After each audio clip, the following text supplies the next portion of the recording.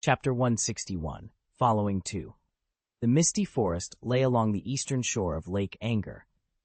Its name earned from the perpetual veil of fog that clung to every bough and bramble. Legends said that ordinary travelers who ventured into its depths risked losing their way forever. Ghostly spirits stirred within the haze, and even the bravest of hearts could shudder at the whispers that echoed between the trees. The Alliance cautioned all but the most seasoned adventurers to keep well clear of both the forest and its neighboring misty mountains, warnings few heeded by choice. Ethan reached the damp shoreline before dawn broke.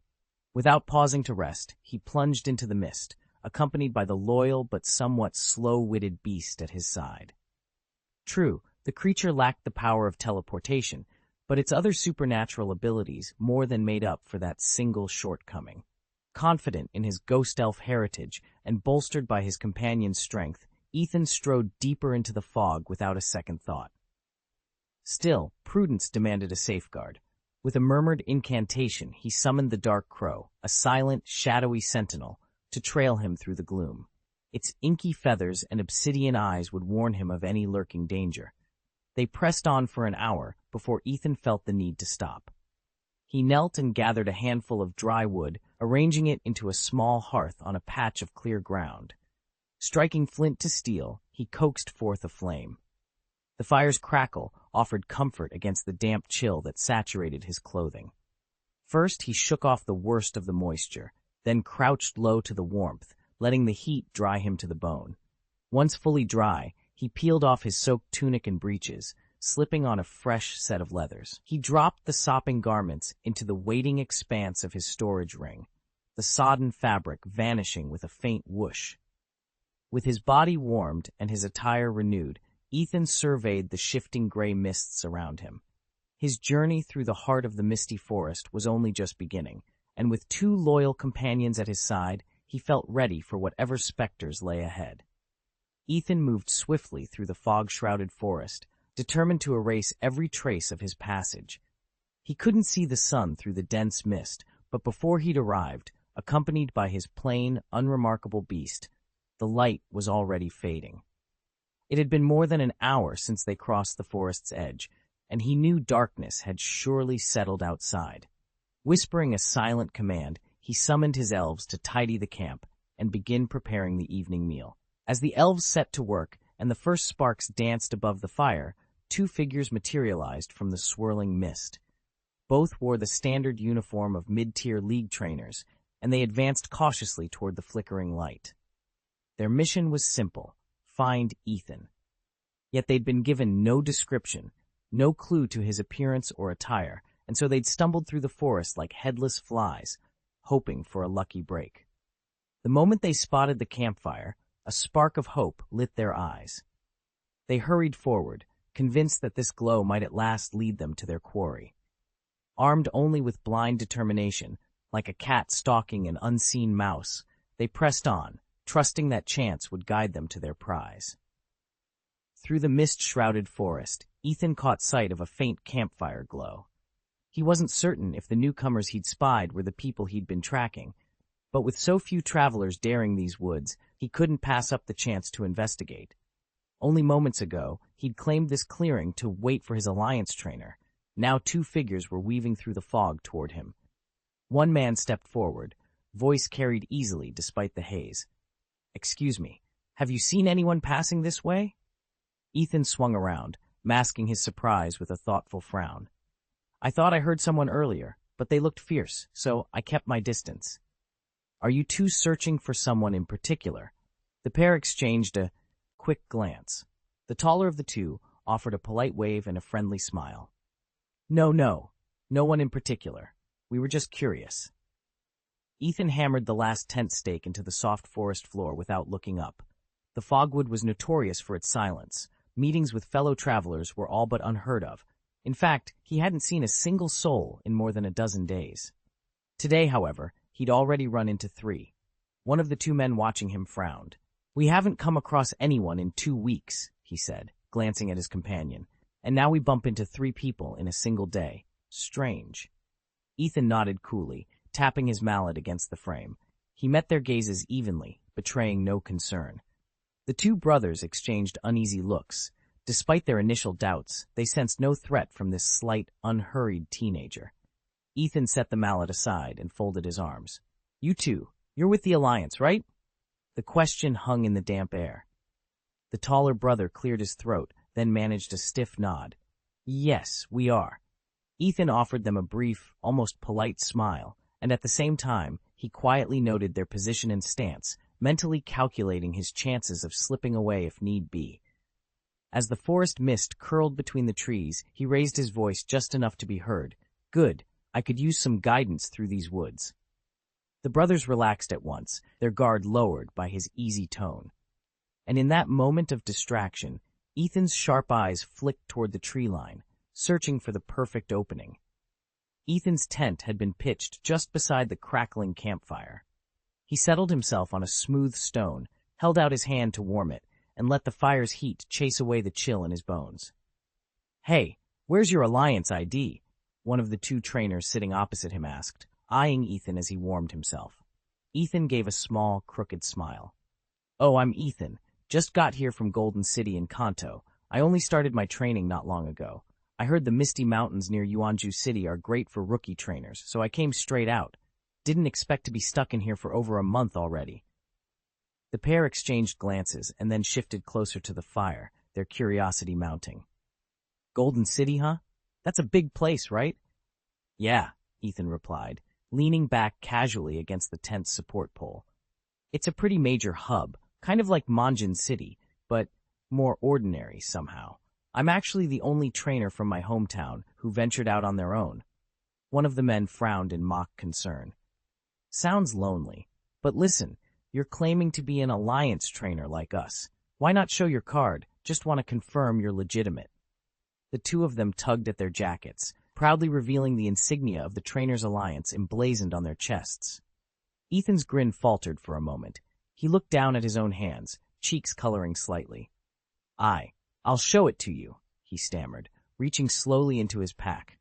"Just give me a second." He withdrew the worn leather ID holder, flipped it open, and held it out over the flames.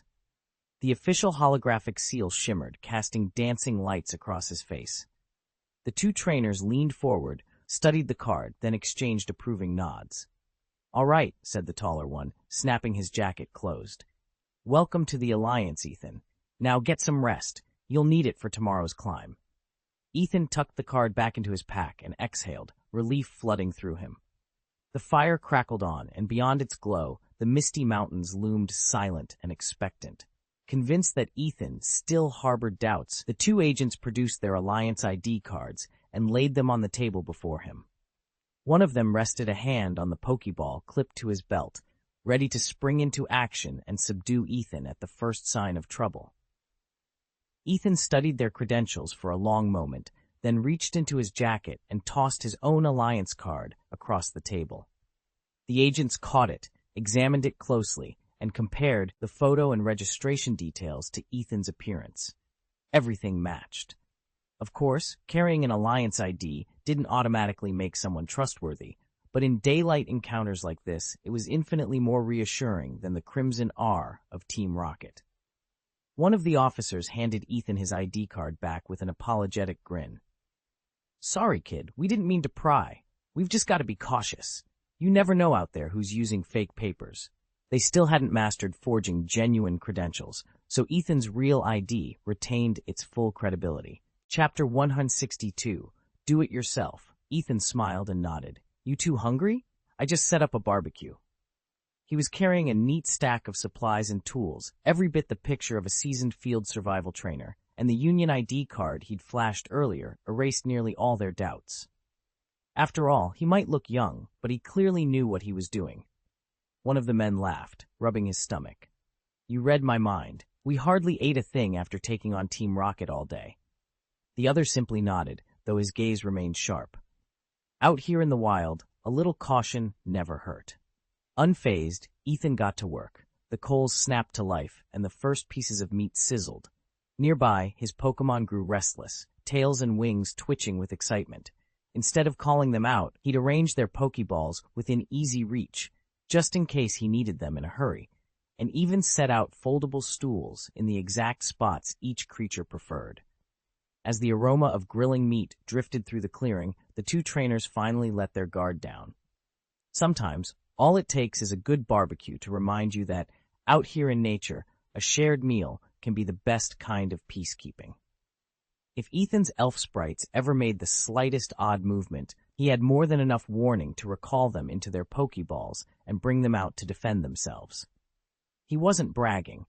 Although his sprites looked tough at a glance, their spiritual bonds were still too raw, their power inferior to the real elves, and he didn't want to risk them outside unless he needed them.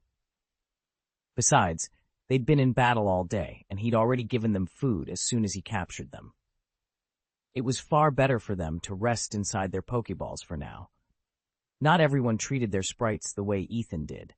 He loved sharing a meal with his elf companions, but most trainers saw sprites as little more than pets, creatures to be fed and used, then discarded when they'd outlived their usefulness. To them, being kept alive and well-fed was all the gratitude the sprites owed. Ethan flipped a chunk of meat on the grill, so quickly and precisely that his two traveling companions exchanged impressed glances. A swirl of spices crackled and sizzled, and the scent of charred rosemary and black pepper drifted through the clearing. "All right," Ethan announced, pulling the coals aside with his tongs. "Dinner's ready."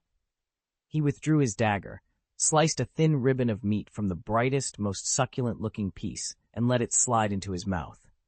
He closed his eyes at the rich, savory taste, then nodded in satisfaction.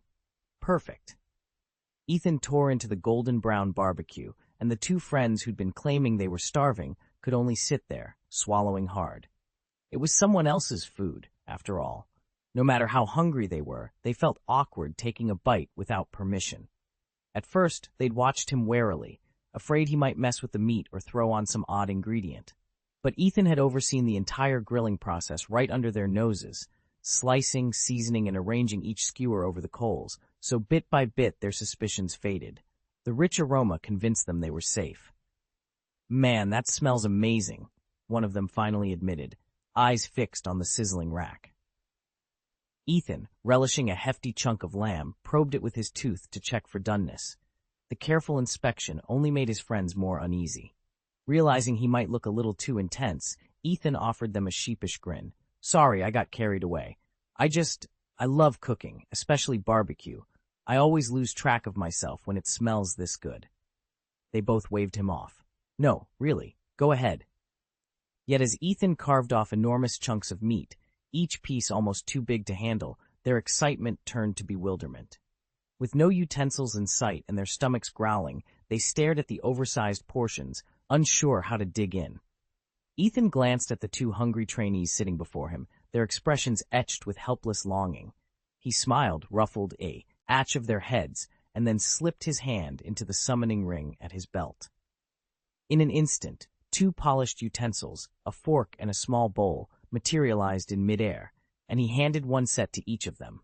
With a swift motion, he selected the plumpest, most glistening slab of roasted meat on the table. Drawing his dagger, he sliced away a gleaming golden chunk and skewered it on the tip of the blade. He offered it to the first league trainer, who, eyes bright with relief, grasped the dagger, lifted the bite to his lips, and practically inhaled it. Thank you," he gushed between mouthfuls. While the grateful trainer devoured his portion, Ethan's keen gaze settled on an even fatter roast farther down the platter.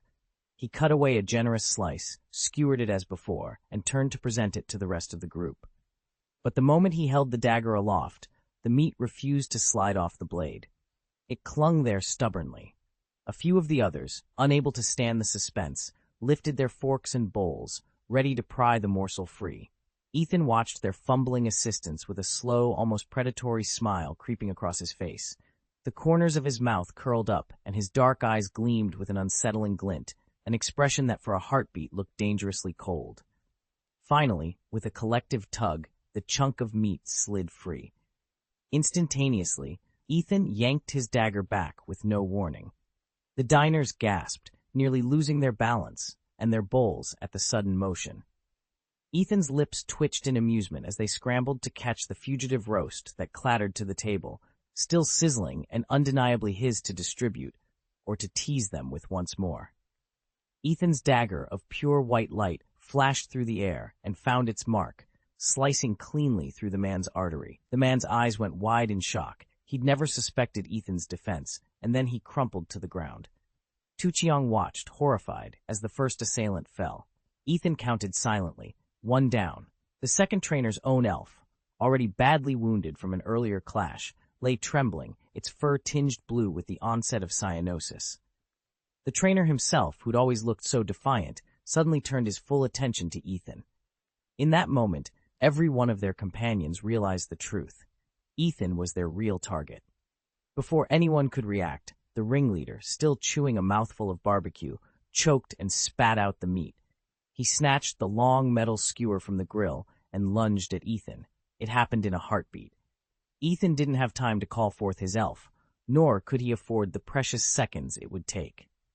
Trained to survive in the wild and hardened by his battles as an intermediate league competitor, he knew exactly what to do: neutralize the immediate threat, the boy standing before him, and then deal with his elf. Without hesitation, Ethan braced himself for the next strike. Ethan felt the press of bodies around him, only inches of room between himself and his 2 assailants. One of them lunged, driving a cold steel fork-tipped blade straight toward Ethan's throat. He didn't flinch. Any backward move now would have buried the prongs even deeper. Instead, Ethan let the momentum of his raised dagger pull him forward by a few centimeters. His blade slashed down and buried itself in the first attacker's shoulder. The second man's eyes went wide as he realized the fork's point had slipped off course. He tried to yank it free, but before he could, Ethan's dagger whipped around and struck him in the back. 15 centimeters of blade sank to the hilt, severing the spinal cord in a single, brutal instant. Both bodies collapsed, lifeless, to the floor. It had all happened in barely a second. No one even had time to cry out for the Dark Crow. Ethan surveyed the 2 sentries from the shadows. His elven allies hovered nearby, ready to strike at his command and dispatch both targets in under 5 seconds. But the scouts were alert, and their outposts lay too far from the elves' watchful eyes. The instant the winged dweller arriers moved in, the sentries would have time to summon protective wards. So Ethan made his choice. He would handle this alone. He dropped into a low stance, fingertips tracing an arcane symbol in the air. The runes glowed in pale blue light, then vanished in an instant as he thrust his palm forward.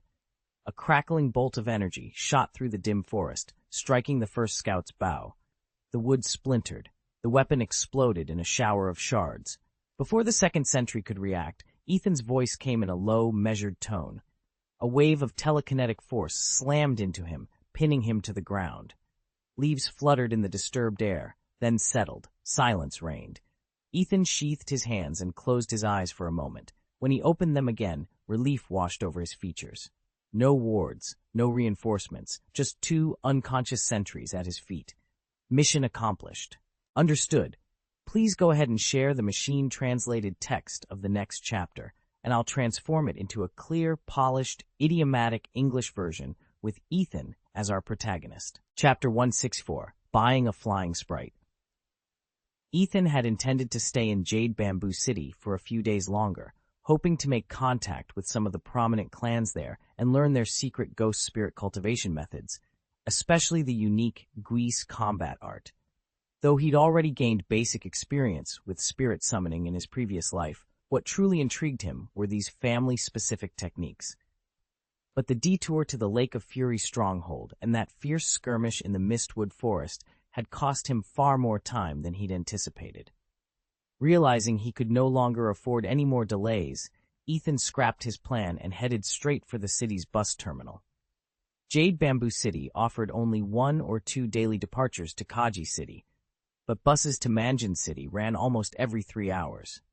Ethan showed his Alliance ID at the checkpoint, stepped through without a hitch, and purchased a ticket for the next departure. From Manjin, the fastest route to Golden City was by full maglev train. What had once been a 4-day slog in the company of the Dark Ravens would now take him a mere 4 hours. As Ethan settled into his seat, he let out a quiet breath. The next leg of his journey was about to begin, and this time there would be no more detours. Ethan stepped out of Manjin's Grand Depot and headed straight into the city's notorious black market. On his way to the iceberg region, he'd taken down 2 live rocket soldiers and seized their prized creatures, a big-mouth bat and an aberrant monster. Worried they'd be flagged at the official Kaji market, he'd kept them hidden at his side, planning instead to cash in here in Manjin City. As for the 2 Alliance trainer elves he'd captured in the Misty Mountains, he decided to hold off. He wouldn't trade them until after he passed through Golden City. Slipping into his familiar cloak, Ethan called forth his dark crow and glided into the crowded alleys of the black market. He sold the big-mouth bat and aberrant monster at a small elf-run stall, securing a total of 200,000 Union coins, a tidy sum for such quick sales. He knew the Hunters Guild wouldn't touch domesticated creatures like these, so this covert transaction was his only option. Next, Ethan made his way to the guild hall to claim his bounty for the massive rock snake he'd defeated. Though its level and stats were merely average, the rock snake's rarity earned him a handsome reward, 100,000 Alliance coins and 100,000 guild points. Today's haul left him richer and one step closer to his next destination. Ethan glanced over his resources. Alliance coins, 3.55 million.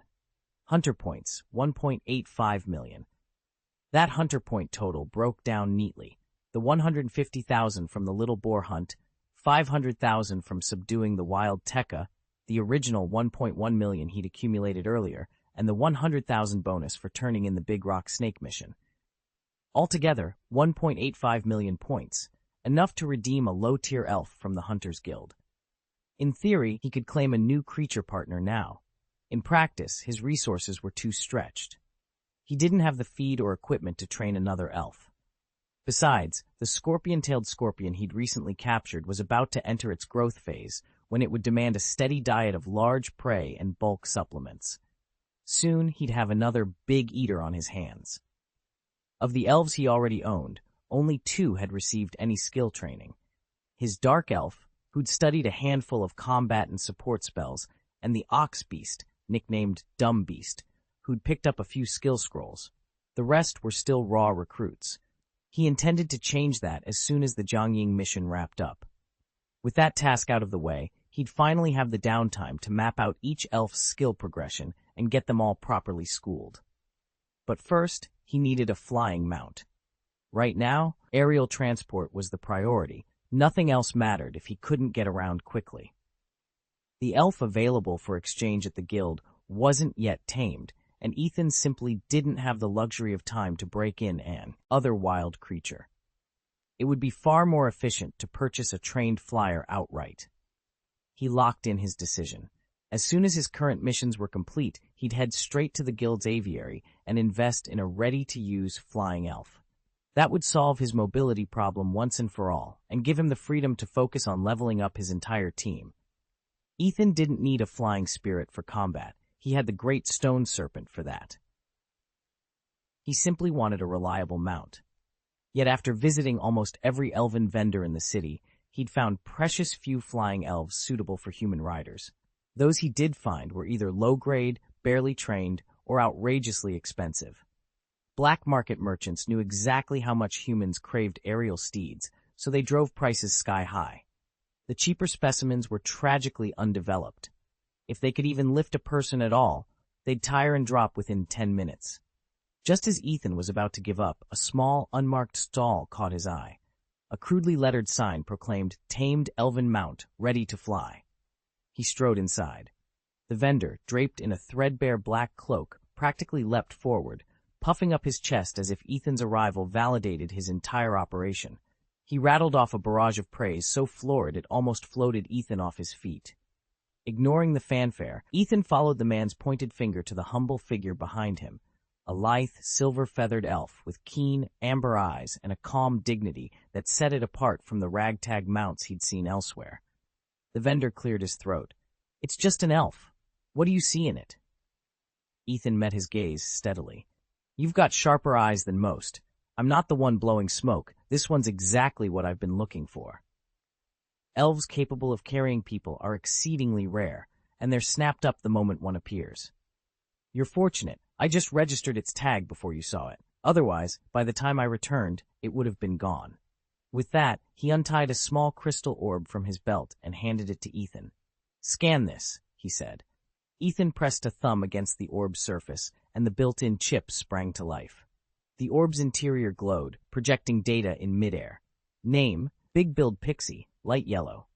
Gender male, level 28 attributes, general, flight, special trait, keen eyesight, equipment, genetic skills, flash of light, shock. Basic skills, drill, peck, shriek, glare, chase, slam, swallow, parrot mimicry, harassment, high-speed flight. Teachable skill, downwind apprentice slots, none.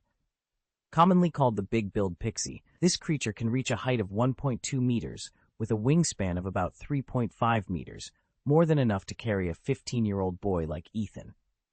A healthy, fully grown specimen is strong enough to fly all day, even when burdened with heavy loads. Chapter 1. Today's Debt. 5 deals a day. Flying mounts among the elves are like pack mules, indispensable beasts of burden with wings. Yet the great-billed bird also has a notorious flaw, its fiery temper. When confronted by an enemy BB bird, it's all too easy to push the big fellow into a rage. Still, properly trained, it becomes an exceptionally reliable sky steed.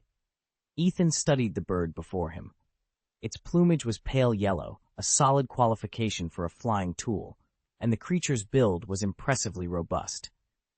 This was precisely the kind of mount he'd been searching for. A booming voice from the auctioneer cut through his thoughts. 300,000 Union coins for this specimen. Do I hear 350? Ethan suppressed a scoff. 300,000 Union coins could purchase a rare, light green rank elf elsewhere. This bird wasn't worth that much. Calmly, Ethan reached out and squeezed the bidding orb at his side. 100,000 Union coins. I'll take the Big Build bird. At once, the auctioneer faltered, hand frozen midair as if someone had seized his throat. Murmurs rippled through the crowd. No one had expected such a bold bid.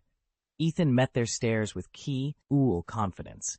He'd secured his mount at a fraction of the asking price, and the first of today's 5 debts was already settled. Time to move on to the next deal.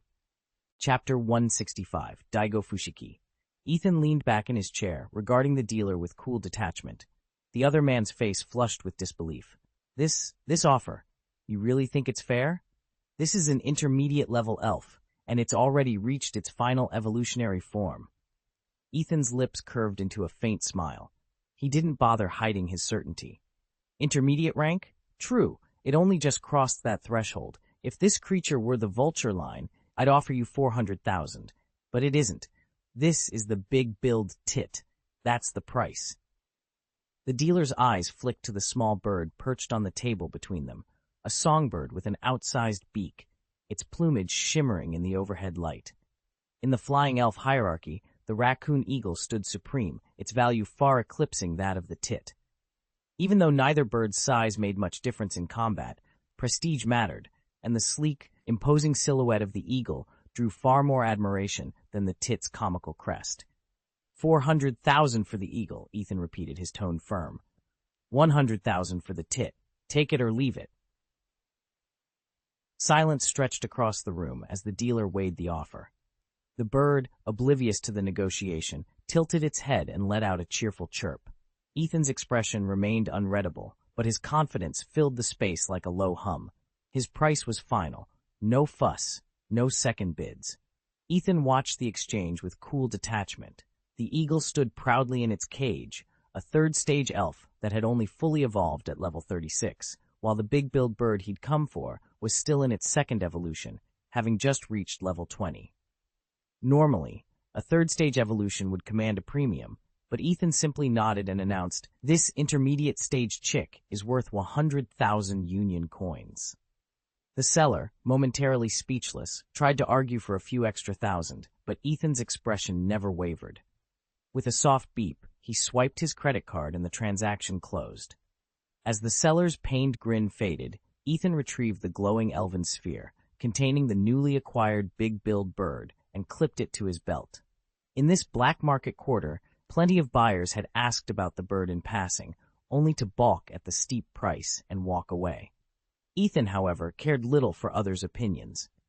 Some fussed over an elf's looks. He cared about performance. And from the feel of its orb, this big-billed bird was more than up to the task. Pocketing the last of the confidence that came with a successful purchase, he turned on his heel and strolled out of the market, fully satisfied with his new companion.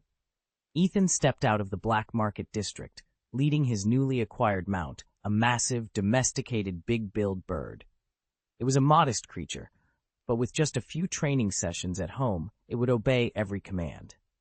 No more desperate dashes through crowded streets. In a pinch, he could simply climb onto its broad back and fly over the chaos.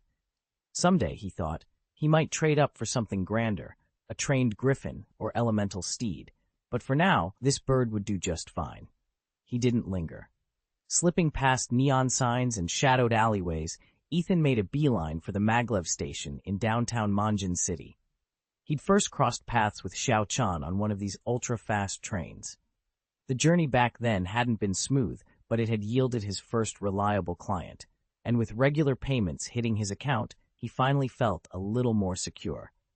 Passing through the entry gates, he glanced at the departure board. 10 minutes until the last northbound maglev of the evening. Ethan tapped his card on the ticket machine, splurged on a luxury class seat, and dashed onto the platform. The train doors slid shut just as he reached them. Inside, the private cabin was exactly as he remembered. 2 plush seats facing each other, subdued lighting, an attentive service panel tucked into the armrest. Sliding into the soft upholstery, Ethan exhaled. Between the creature waiting outside and this comfortable eat compartment, he'd found the perfect way to travel home. Ethan stepped into the luxurious train carriage and came to an abrupt halt. Seated by the window, framed in the warm glow of the interior lights, was a young man whose very air spoke of aristocracy. His silver-white hair was cropped short, and a crimson silk scarf, worn as high-fashion nobles did, draped around his collar. The youth looked up, returning Ethan's gaze with a mild, courteous smile. "Good evening," he said, voice calm and even. Ethan felt his pulse quicken. Rumor had it this was Shu Wei, destined to become the Fuyuan regional champion, renowned as a master of the Steel Elves, and of course the son of Devon Manufacturing's president. He should have dismissed it as gossip, but there was no mistaking the composure, the confidence behind that smile. Swallowing his surprise, Ethan offered a polite nod. Shu Wei gestured toward the plush seat opposite him, and Ethan sat, careful to mask any hint of awe. No sooner had he fastened his seatbelt than the train gave a gentle lurch and settled into its steady pace. For a moment, silence stretched between them, broken only by the soft hum of the tracks. Then Shu Wei's eyes drifted toward a reinforced crate tucked in the corner of the carriage. "That's a scorpion-tailed scorpion?" he asked, curiosity threading his tone. Ethan met his gaze, steadying himself. "Yes, an alpha specimen." Shu Wei leaned forward ever so slightly, a spark of interest lighting his pale eyes. "Fascinating," he murmured. And with that single word, the journey, and whatever awaited them at their destination, felt infinitely more charged with possibility. I watched Ethan flash a confident smile at the tiny blue-purple scorpion perched on his shoulder, then asked, "That's yours?" Even though it sounded like a question, I made no effort to hide that I already knew the answer. "Yeah." Ethan grinned and reached up to gently stroke the tip of the creature's curled tail. To my surprise, the usually dozy scorpion sprang awake at his touch. It let out a soft squeal, pinched Ethan's cheek in what looked like a playful reprimand, then slid down his arm. Still groggy, it lost its grip on the edge of the gong's handle and fell with a light thump, except that its tail snagged on Ethan's sleeve and saved it from crashing to the floor. With a determined flick of its tail, the scorpion wriggled free and climbed back up, finally perching proudly on the handle. It turned its bright little eyes toward Dawu, who sat across the room looking equally amused. "Huh, what a cute little guy," Dawu laughed, thumping the armrest. Ethan chuckled in response and ran a finger along the scorpion's armored back, clearly pleased by its unexpected energy. Ethan refilled the feeding trough from the large milk tank and stepped back to admire his scorpion-tailed scorpion as it drank. The creature's carapace gleamed like smooth, polished jade, every ridge perfectly honed. "I've traveled through Shanao before," a young man at the next stall said casually. "There are plenty of scorpion-tailed scorpions there, but they're almost unheard of here in Chengdu. Are you from Shanao?" Ethan shook his head. a small smile playing on his lips. "No, I'm actually from the Kanto region. I found this little guy by accident." The stranger's interest visibly sharpened. As the eldest son of Devon Corporation, he was practiced at reading people, but Ethan had given him no obvious reason to strike up a conversation. Still, the rarity and pedigree of the scorpion-tailed scorpion was enough to pique any breeder's curiosity. "Well, then you're lucky to have crossed paths with a trainer like you," the man said, leaning forward to examine the creature's glimmering exoskeleton. "When it first hatched, it wasn't nearly so impressive. You've clearly devoted a great deal of care and effort to its training." Ethan nodded, watching his Pokémon flick its pincers contentedly. "I've spent a lot of time learning its strengths and rhythms. It's paid off. Just look at it now." The two young trainers exchanged a knowing look, bound by their love of rare Pokémon and the unspoken promise of friendly rivalry. Ethan had never laid eyes on a juvenile scorpion-tailed scorpion before, and he certainly wasn't an expert in elven natural history, not even that of the Shenao elves. All he'd read described newborns of the species as having rough, dull shells. Yet this little one in his care bore a subtle iridescence and a smooth, well-formed carapace. Clearly, someone had spent considerable effort breeding it. Still, he couldn't afford to lose sight of his responsibilities. 5 more debts awaited repayment before the month was out. Maybe it was time to see if anyone could spare some monthly tickets to help even the score. Chapter 166, Metal Monster. Ethan leaned back in his seat, a self-satisfied grin on his face. "It actually took quite a bit of planning," he admitted. "To make sure our baby clawtail scorpion had enough to eat, I went ahead and bought this huge milk canister. Sure, he's part of the team now, but back in the early days, that canister was just for him." With a practiced motion, Ethan summoned a glass bottle of milk from the pocket dimension in his ring. He slipped in a straw and set it gently beside the scorpion perched on the railing.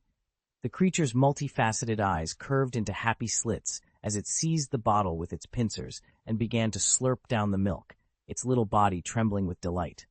Across the table, Ogo watched in fascination. His eyes lit up. "Wait, where did you get that milk? It looks just like the biomilk from Mansion City. I ordered a batch a few days ago, but half of it got delayed in transit."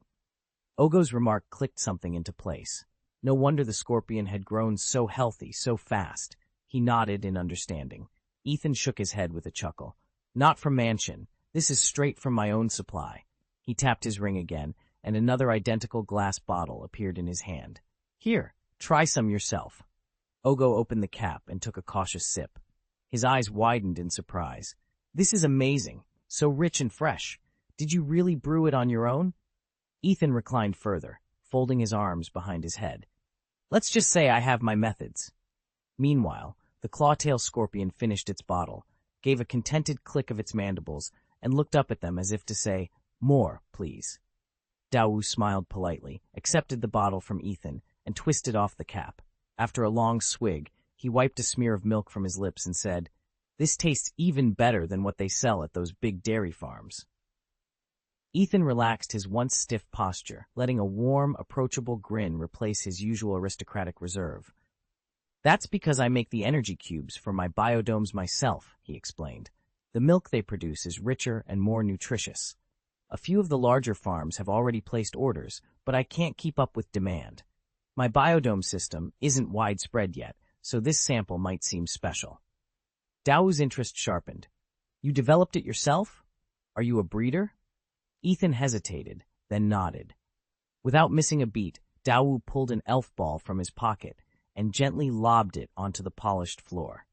With a soft crack, the sphere split open, and from it emerged a sleek metal creature, its polished plating gleaming under the showroom lights. Dawu ran a hand over the sleek, segmented plating of his metal beast. "Ethan, can you engineer a bespoke energy cell for her? We'll negotiate the price afterward." He looked up, hopeful. Ethan studied the creature's humming core. "What grade are you thinking?" Dawu hesitated. "I haven't specified yet. Let's start with a standard cell. Would that work?" In truth, as scion of the Ogo clan, Dawu had always supplied his metal companion with top-tier energy blocks. But lately, even those weren't enough to sustain her accelerated growth. He wasn't short on credits. He could easily afford a senior energy breeder's fee, but he didn't want a run-of-the-mill module. He needed a custom-tuned cell, tailored precisely to his machine's training regimen, so every pulse of power would translate into peak performance.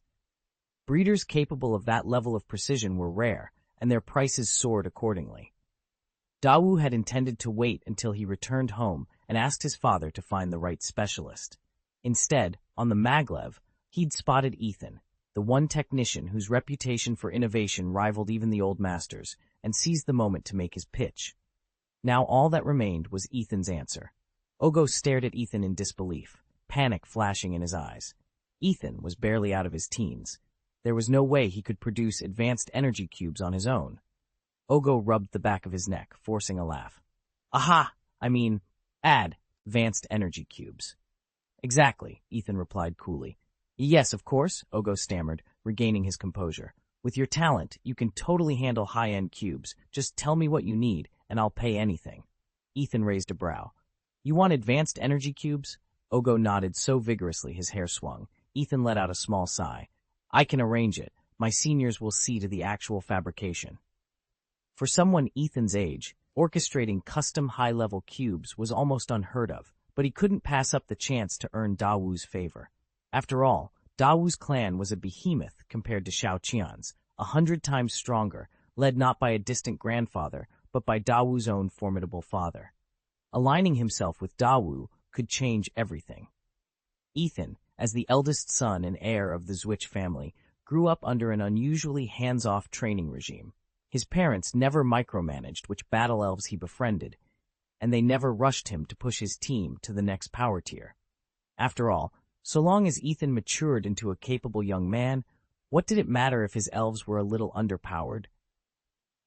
The Zwitches could always buy the finest specimens later, or bankroll a daring raid on a few king-class creatures to cement the family's standing. The truth was that the Zwitches weren't grooming Ethan to become a star trainer. They were preparing him to take the reins of their sprawling enterprise. Devon Industries, after all, valued boardroom acumen far more than flashy battle credentials. But no matter how little they leaned on his fighting prowess, Ethan couldn't help proving his talent. Thanks to his unique approach to elf training and his innovative combat tactics, he swept through the provisional rounds and claimed the Fengyuan Regional Championship, with crucial support from several allied houses. And once he'd secured the title, the ritual was almost anticlimactic. The championship trophy was graciously passed to Mikali. For Ethan, the real prize had never been the hardware. Winning was simply one more challenge, one he'd mastered with his characteristic blend of skill, creativity, and a generous dash of fun. Ethan stood amid the buzz of excitement on the training grounds, where every aspirant vied for a seat in the King of Heaven tournament. For most, it was a once-in-a-lifetime opportunity. For Ziki Dawu, the defending champion, it was merely a part-time gig. They say if you venture out there, you'll get torn apart, murmured one of the students nearby. The German consortium's muscle is unmatched. Did you see those nobles begging them to custom-make advanced energy cores? Those things cost a fortune. Ethan let the comment hang in the air. Just then, Dawu glanced his way and gave an exaggerated bow.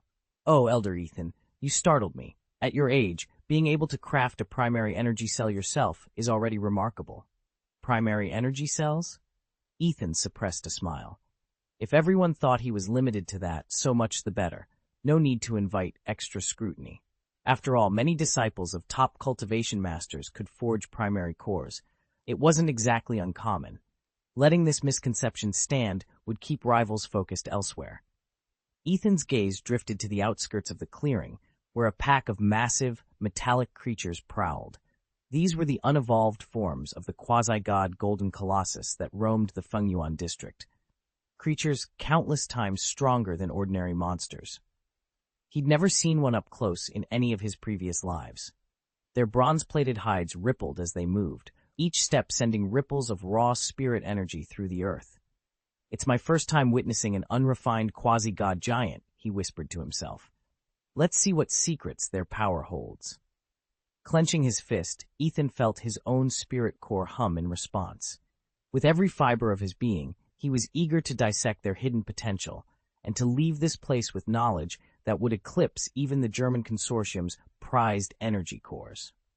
Taking a determined step forward, he readied himself to engage the nearest beast, his lips curved in a confident grin. "Let's begin." Ethan stared at the data streaming across his holochip, his mind racing. The creature's profile read, name, flash metal monster, teal, gender, genderless, level 30, type steel, fighting, ability, permanent body. Held item, choco fruit, innate genes, none. Basic moves, mental strength, metal claw, electromagnetic suspension, slam, pursuit, bullet punch, wonder eye.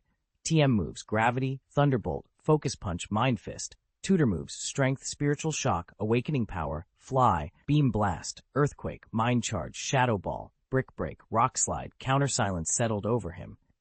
Could this really be one of the legendary quasi-deities spoken of in hushed tones? The more Ethan thought about it, the more astonishing it became. Iron dumbbells, the rookie form, don't evolve in any ordinary way. Two must meet, both at the required level, and fuse together to become a flash metal monster. And that's only half the journey. To reach the ultimate Golden Titan stage, two flash metal monsters must fuse again. Among every so-called god-tier species, the iron dumbbell's path is by far the most grueling. Training one to the point of fusion is already rare. Training two, then guiding their merger into a Golden Titan, that borders on impossible. And yet here it was, laid out in front of him, as real as the beating of his own heart. Ethan studied the evolution requirements once more. To fully evolve a metal beast, a trainer normally needed at least 4 iron cores of decent aptitude. If any core was too weak, it would drag down the beast's final potential, so he was completely unprepared for what he saw next. Ogo's metal beast flared with a brilliant shimmer. Shimmering metal beasts actually demanded even higher standards. Only 2 shimmering iron cores were supposed to be required, but those cores had to be exceptional.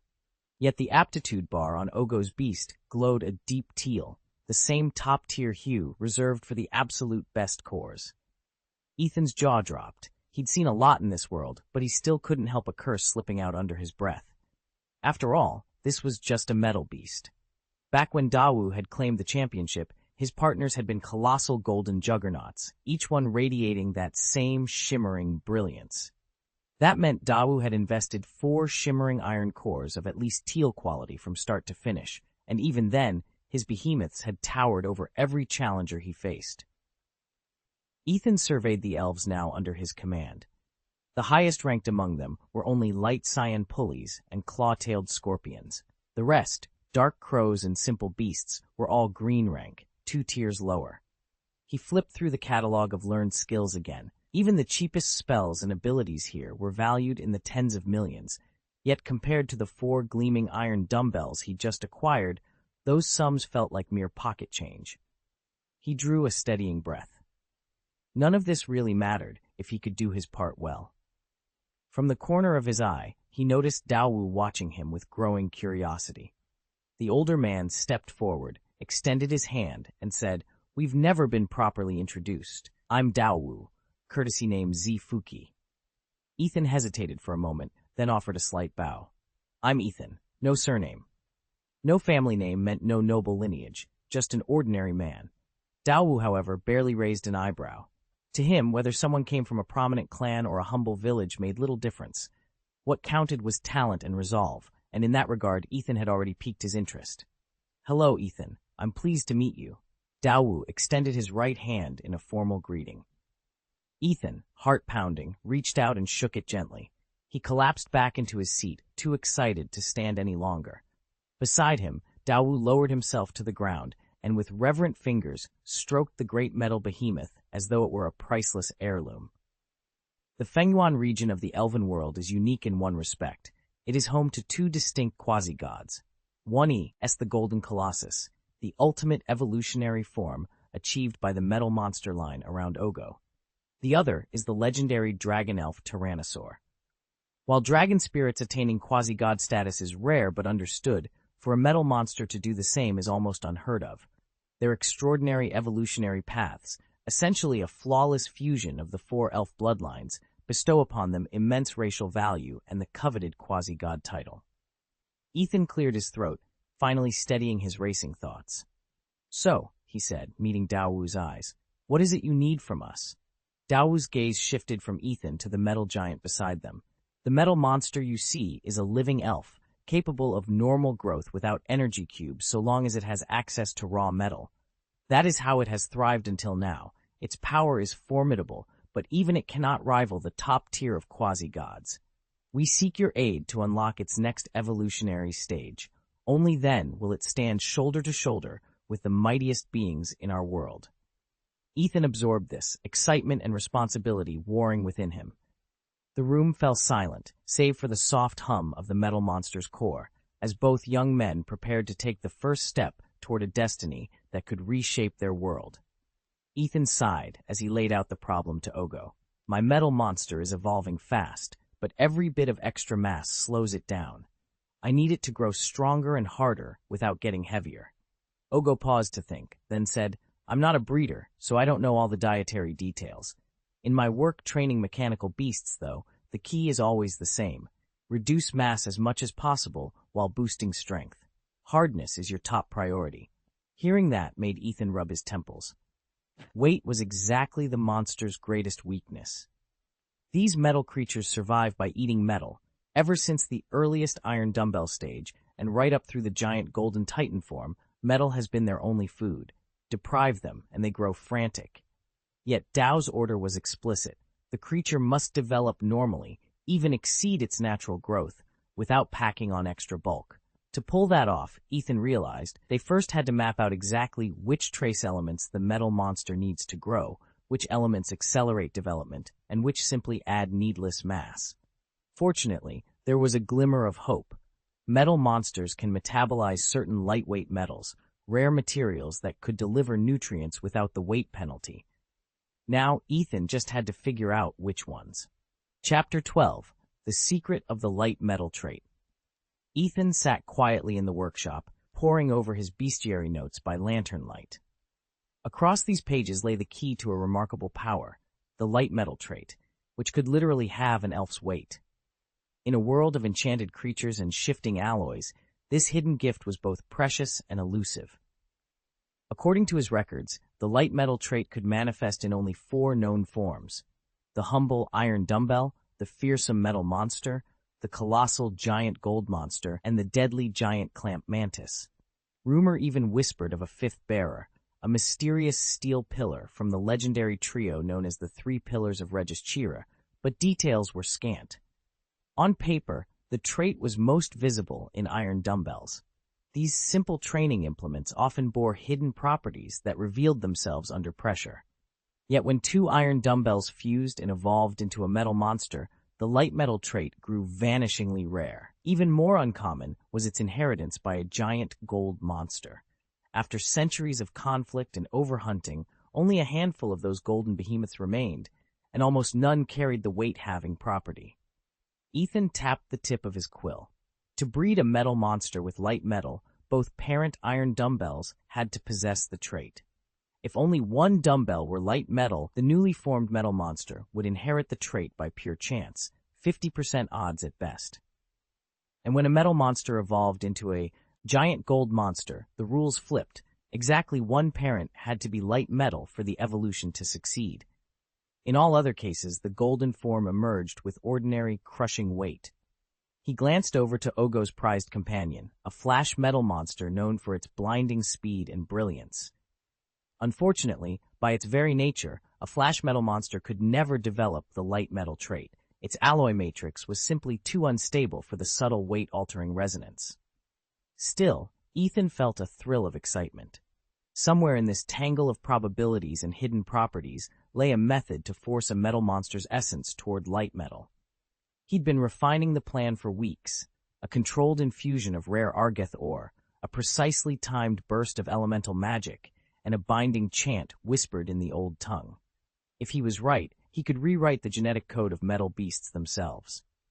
Setting aside his quill, Ethan closed his eyes and imagined the outcome. A metal monster lighter than a feather would revolutionize both battlefield tactics and labor guilds alike. The dream glimmered before him. Half burden, double speed, a legacy he was determined to claim. Tomorrow, he would begin the experiment. The light metal trait was hiding in plain sight, waiting to be awakened. and Ethan intended to be the one to unlock its power. Although the speed boost lasts only a short while, it's devastatingly effective. Picture the lumbering golden Goliath, already a fearsome powerhouse, suddenly surging forward with blinding velocity. Opponents would have no time to react before it's upon them. Ethan snapped his notebook shut. That's our third tactic for today. Let's bundle these together and run some drills tonight. We'll save the fourth strategy for tomorrow morning's briefing when we can test it in broad daylight. Chapter 168, Back to Golden City. Ethan's strategy for temporarily converting a metal golem into a light metal creature relied on a rare synergy of two elven talents, mimicry and trait exchange. First, he enlisted an elf born with light metal attributes. Then he called upon a second elf who had perfected both mimicry, allowing her to copy another elf's traits and the ability to swap characteristics between individuals. Here's how it worked. The mimicry specialist imitated the light metal elf's properties. Once the mimic had fully adopted those traits, the two elves used their exchange skill to swap the copied light metal attributes with the golem's heavy metal nature. The result was a metal monster temporarily endowed with all the advantages of light metal: greater flexibility, reduced weight, enhanced speed, without permanently altering its core. In theory, the technique was ingenious. In practice, it hinged on finding or training a single elf who could both mimic and trade traits flawlessly. No small feat, since neither skill carries a cooldown. That meant any elf willing to learn could master them permanently, either through a teacher's guidance or by inheriting the right genetic predispositions. Yet despite its simplicity, Ethan was unsure how many practitioners in the realm even knew about combining these abilities in just this way. With his plan laid out, Ethan prepared to put it into action. If he could pull it off, he'd transform the city's frontline defenses without firing a single shot, and return to Golden City bearing the secret of his unprecedented technique. Ethan had never seen anyone use advanced energy cubes, neither in his past life nor now. He needed a way to conceal the fact that he could actually produce them himself, and he needed the money. "Give me your contact information," he said, forcing a calm tone. "I'll have to run this by my master first." Ogo didn't hesitate. He pulled out his phone, handed it over, and said with a smile, "I'll supply all the raw materials and cover every research expense. Once you've crafted the cube to my specifications, I'll pay you the normal fee plus a premium for custom work." Ethan nodded and saved the details. He knew that developing an advanced energy cube, especially a bespoke model, couldn't be rushed. It would take careful setup, repeated trials, and thorough testing before the final product could be approved. But with Ogo covering costs and promising a high payout, Ethan's hidden talent was about to become his greatest opportunity. Ethan smiled. "Honestly, for what you're paying, custom advanced energy blocks are a steal." Ogo leaned back, weighing his words. "I understand, but given the time it takes to forge them, I can't guarantee huge shipments each batch. Rest assured, though, you'll always have enough to keep a metal monster fed." Ethan nodded in agreement. At his current pace, he could easily supply a creature's regular energy needs without slowing his travels. What he most feared was attracting clients like the Dayu family, or worse, the Chion clan, who might place orders in the tens or even hundreds of thousands of cubes. High-level energy blocks demanded far more effort and attention than mid-grade ones. If he accepted that kind of volume, he'd end up spending every waking hour at the forge. That wasn't why he'd entered this trade. His true passion lay in cultivating elves, and selling only a modest number of blocks gave him the resources he needed without derailing his studies. Ogo considered Ethan's words for a long moment, then finally nodded. Their deal was struck. "Okay, no problem," Ethan said, settling his tone into businesslike calm. The rumble in Ogor's voice answered him over the link. "Understood. I'll run the analysis on your specifications and report back." Ethan had been precise. He wanted a main battle elf that went beyond a simple metal monster, something more versatile than Kodola, while still retaining Kodola's ability to subsist on standard household energy blocks. Ogor would research the concept. Once the data was ready, Ethan would reconnect. "Sounds good," he agreed, then closed the channel. With that exchange, Ethan had formally made contact with the hulking enforcer. They weren't friends, merely partners in a loose arrangement, but as long as he supplied Ogor with high-grade energy blocks, the giant would be open to smaller tasks. It was a far better system than wandering aimlessly in search of resources. Ethan's mind already started ticking over. He could commission Dawu to hunt down dark stones potent enough to trigger Dark Crow's evolution. Naturally, only top-quality stones would do, and payment would be required in full up front. Still, that was preferable to blind scavenging. But he'd only just shaken on a verbal agreement. Pushing Ogor for such an expensive favor now would be overstepping. And, truth be told, Ethan didn't have the credits for first-rate Darkstones anyway. He glanced at his team roster, imagining his elves waiting for their next form. Dark Crow's evolution demanded those rare, high-quality Darkstones, and nobody in the market sold them cheap. Ethan leaned back and rubbed his temples. It was going to be a costly journey. Evolving a beast into its higher form isn't as simple as it sounds. First, you need the right materials, and sharp claws of sufficient quality are notoriously hard to come by.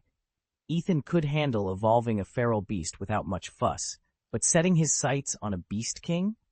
That demanded ultra-rare items, like the King's emblem, and just thinking about the cost made him wince. And that was only one part of the puzzle. Upgrading his elf companion carried its own headaches. The evolution stones alone would set him back a small fortune. At this rate, it might be far easier to train up a ghost or a clawed scorpion instead. Still, Ethan and Ogo settled into an unexpectedly lively discussion about creature training. Although Ogo wasn't a professional elf breeder, his family's long lineage of tamer scholars gave him an encyclopedic knowledge of elves, especially the steel elf, and he spoke with genuine expertise. Ethan, too, had amassed all kinds of rare data on creature evolution, drawing from 2 generations of personal experience and the extensive files stored on his neural chip. Freely exchanging opinions, they challenged and inspired each other.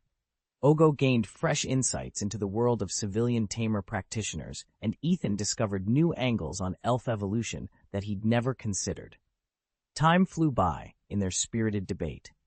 By the time Ethan packed away his notes, the maglev train was gliding into Golden City Station.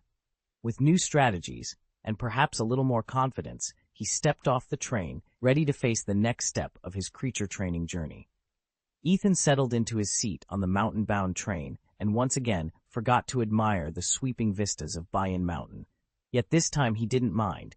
His conversation with Xiao Qian had been far more engaging than before.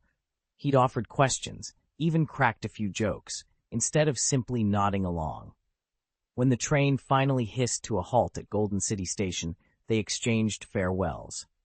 Ogo stepped onto the platform, waved goodbye, and set off immediately for Golden City Airport to catch the earliest flight back to the Fengyuan region. Alone at last, Ethan hailed a taxi and instructed the driver to go straight to the Pokémon Center in downtown Golden City. He still had no clear lead on how to track down the crucial film needed to complete his assignment. But he wasn't worried. He carried the special ID card Ying had provided, his ticket into the inner workings of Team Rocket's local cell. As soon as he arrived, Ying's operatives would recognize him. There was no need for secret rendezvous points or coded messages. All he had to do was appear somewhere public under his alias and wait. The Pokémon Center was the perfect choice. Its bright lobby bustled with trainers, agents, and their Pokémon, offering ideal cover for anyone watching. Ethan wasn't concerned about Rocket members being barred entry. They'd use the same credentials he had. He pushed through the glass doors, nodded to Nurse Joy as she hurried past with a tray of Pokeballs, and found an open bench near the healing machines. Drawing the ID card from his pocket, he studied its subtle holo encoding. Now he could only wait. Soon enough, someone from Ying's network would come looking for him. Chapter 4. Ethan leaned back in his chair, tracing the League's official seal with his fingertip. On paper, he was nothing more than a reserve operative in the Shadow Group, hardly more than a foot soldier in Team Rocket's grand design. His rank warranted so little attention that most people in the League wouldn't even notice if he disappeared. In reality, only Sakagi and a handful of senior executives knew just how deep Rocket's reach had become. The League's own leadership remained blissfully unaware of the conspiracy unfolding right under their noses. Author's note: this is my 4th update today. Slowing down? Don't worry, there's plenty more to come. Chapter 169, Securing the Spoils. Ethan slipped into the elven stronghold's inner sanctum and sealed the heavy door behind him, trapping himself and his captive inside. From the research station by Angry Lake near Kaji City, he'd hauled away mountains of data and equipment, but in the frenzy of battle, he'd never paused to examine any of it. Now, with a moment's reprieve, he could finally sort through his spoils. He tapped his neural interface. Chip, initiate analysis on our latest haul. Extract every critical datum and archive the rest. Analysis underway, the chip replied in his mind. Dataset size, massive. Estimated time to completion, 48 hours.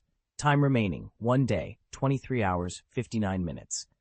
Ethan ran a hand through his hair. The backlog was staggering. He could only hope the chip would automatically prioritize the most vital intel first. He still had no clear answer on how Athena's duel with Lubo had ended. Athena had seemed outmatched, yet as a heavenly king-ranked warrior, she undoubtedly had contingency plans. And Ethan firmly doubted that Lubo would ever stoop to begging for an alliance. Perhaps the old alliance could have been salvaged once, but now that door was firmly closed.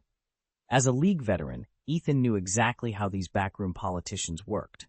On paper, sending them to the backwater town of Kaji was supposed to rein in the Rocket Corps. In reality, everyone understood the truth. It was a thinly veiled effort to push Lubo out of the fight for their rights. That was why Lubo would agree to their deadly contest, out of desperation, or perhaps resignation. A spark of realization hit Ethan. "That's it," he whispered.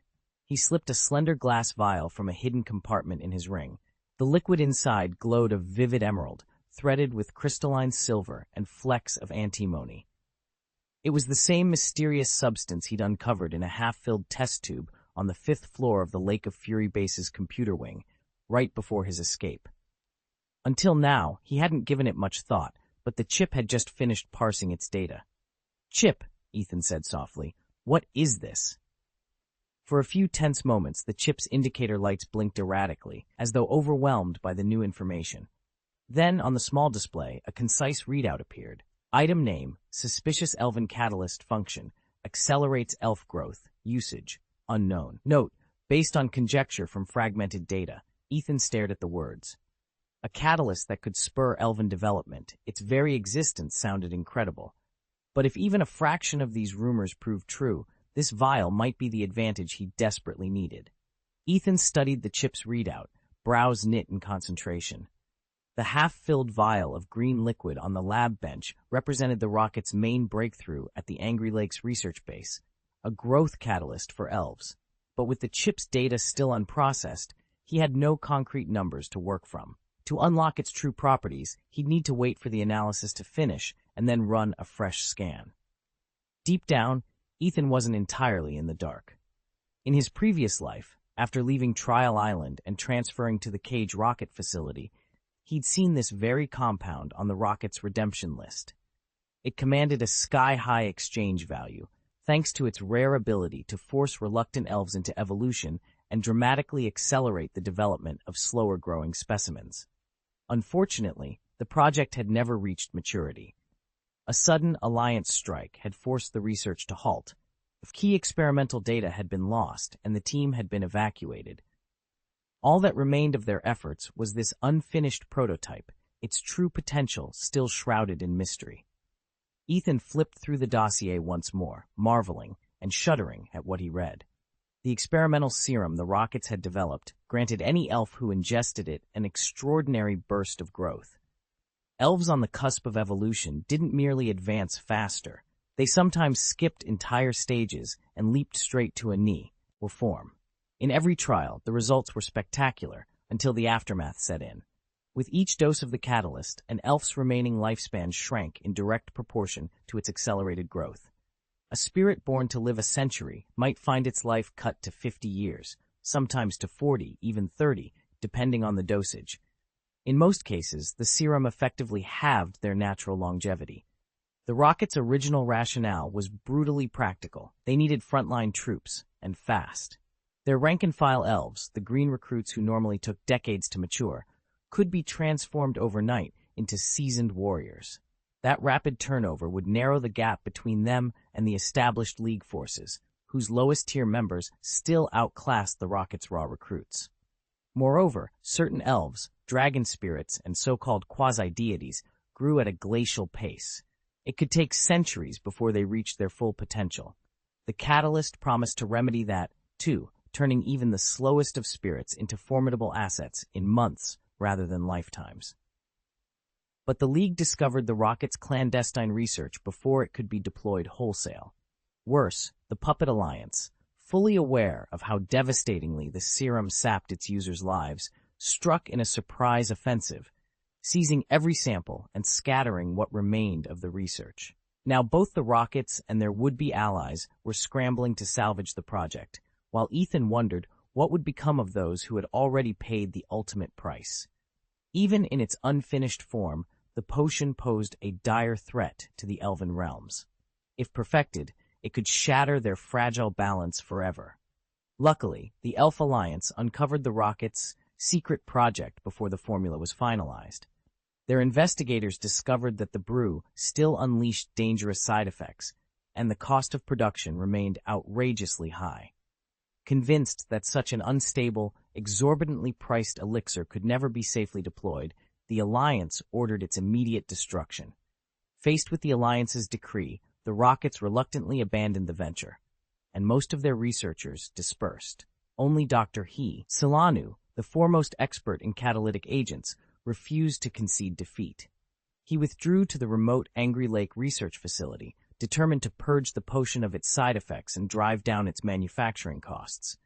But in the lonely laboratories overlooking the storm-racked lake, his tireless experiments awakened an ancient fury and set the dragons themselves on the warpath.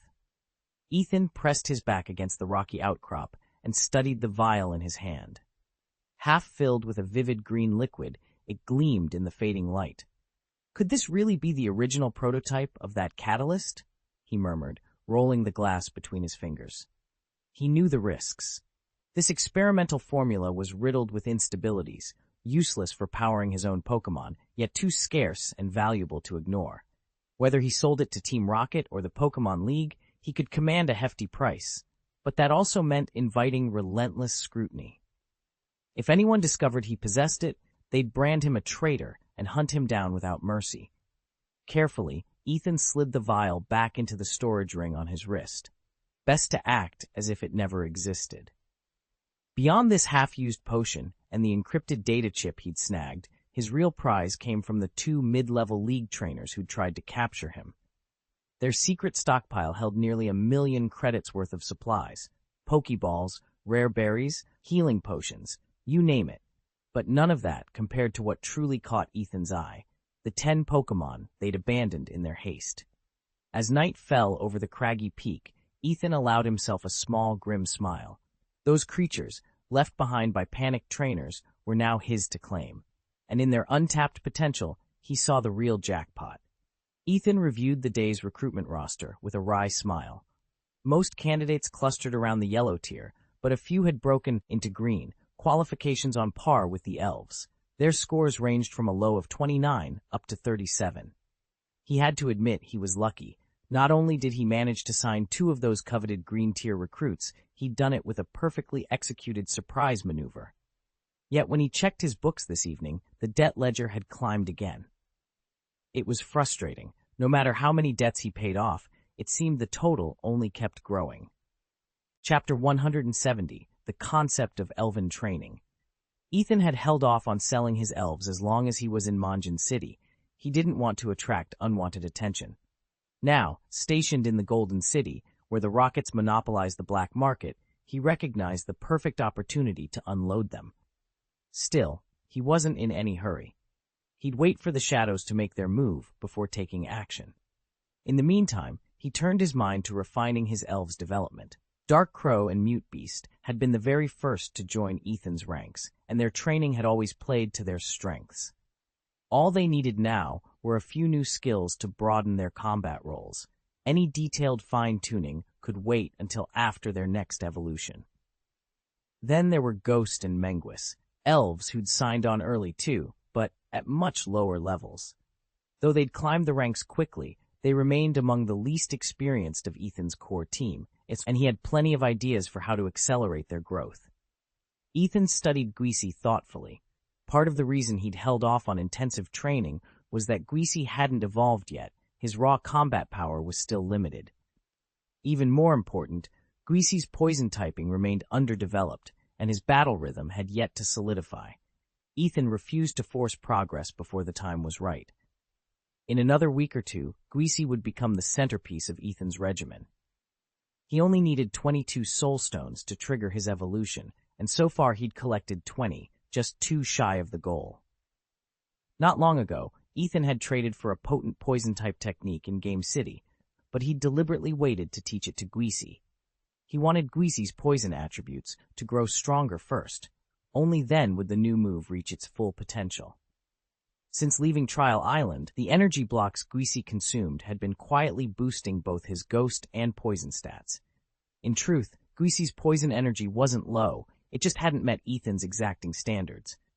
Once Greasy had fully mastered Sleep, Poison, and Dream Talk, Ethan planned to pair those abilities with Life Drain, Substitute, and Death Song. That 6-move roster would finally unlock Greasy's true power. Ethan knew that Ghost Stones would be his toughest challenge yet. Even when they were a grade or two stronger than his own, he was confident that with enough time and effort, he could grind them down. That's why, on this trip to the black market, one of his top priorities was to stock up on items that would boost his elf's venom energy.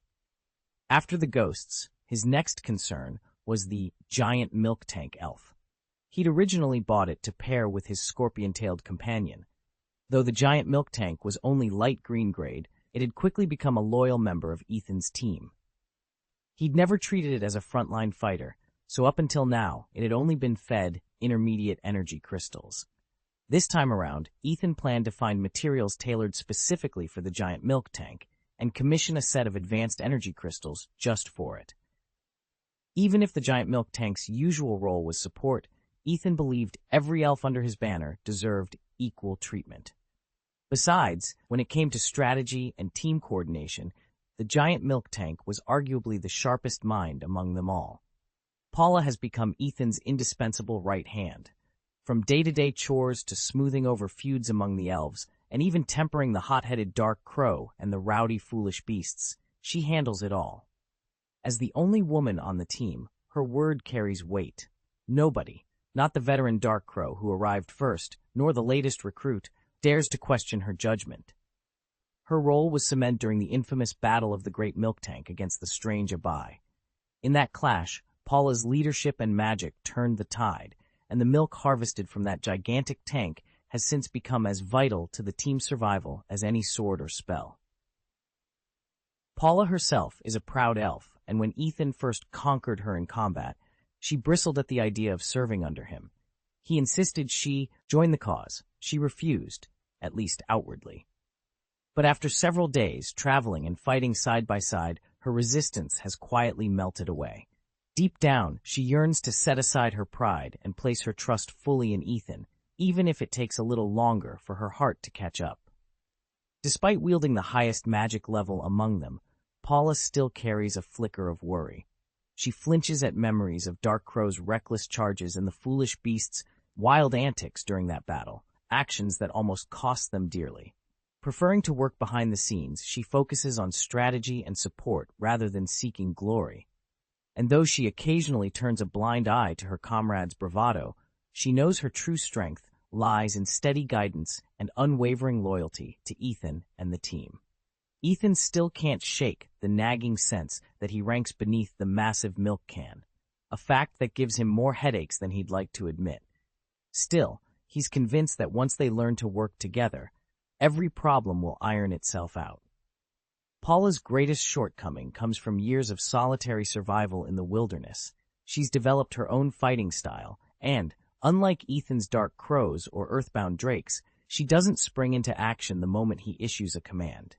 There's always that half-beat delay, a sliver of hesitation that doesn't matter when they're against weaker foes, but could prove disastrous against equals or stronger opponents.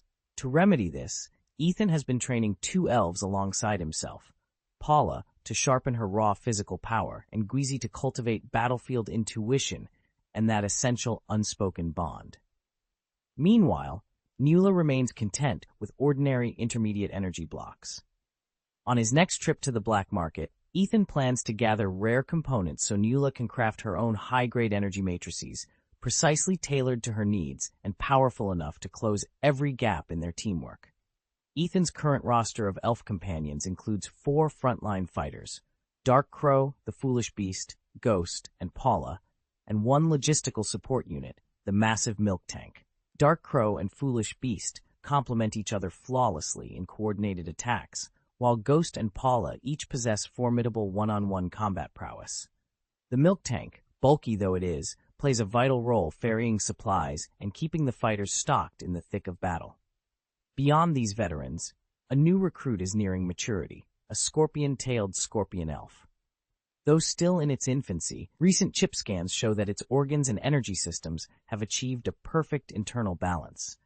Within days, it should enter its growth phase and gain the size and strength of a seasoned warrior. Thanks to Ethan's foresight, he already has a supply of advanced energy modules set aside to fuel that transformation. For now, however, there's no need to rush the scorpion elf into battle.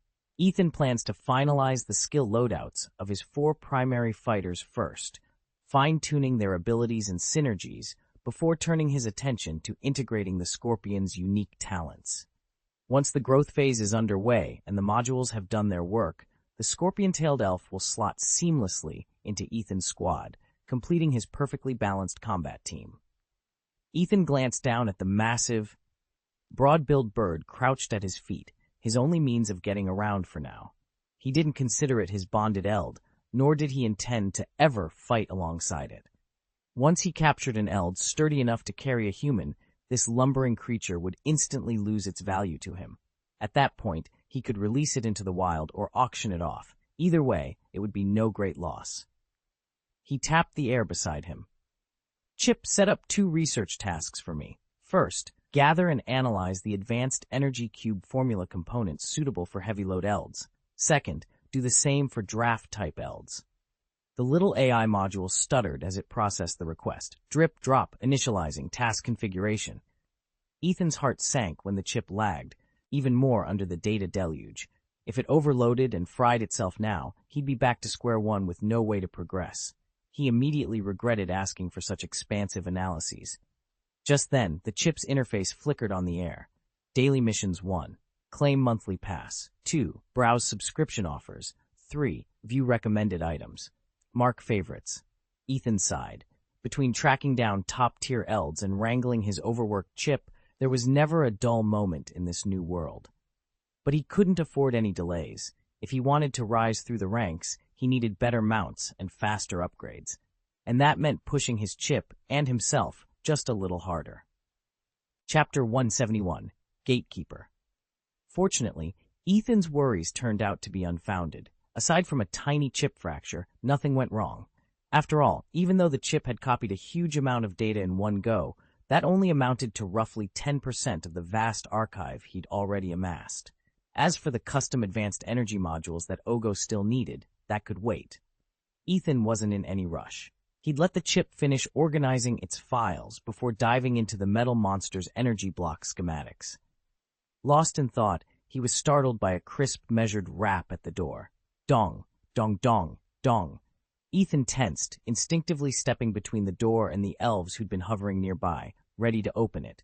He waited, listening as the tapping ceased. No footsteps followed. After a moment's silence, a small card slid through the mail slot. He reached down, retrieved it, and read the inscription, Superpower Road Museum. Ethan's eyes narrowed. This had to be the location for their meeting. Carefully tucking the card into his jacket pocket, he turned back to the workbench, his next move already forming in his mind.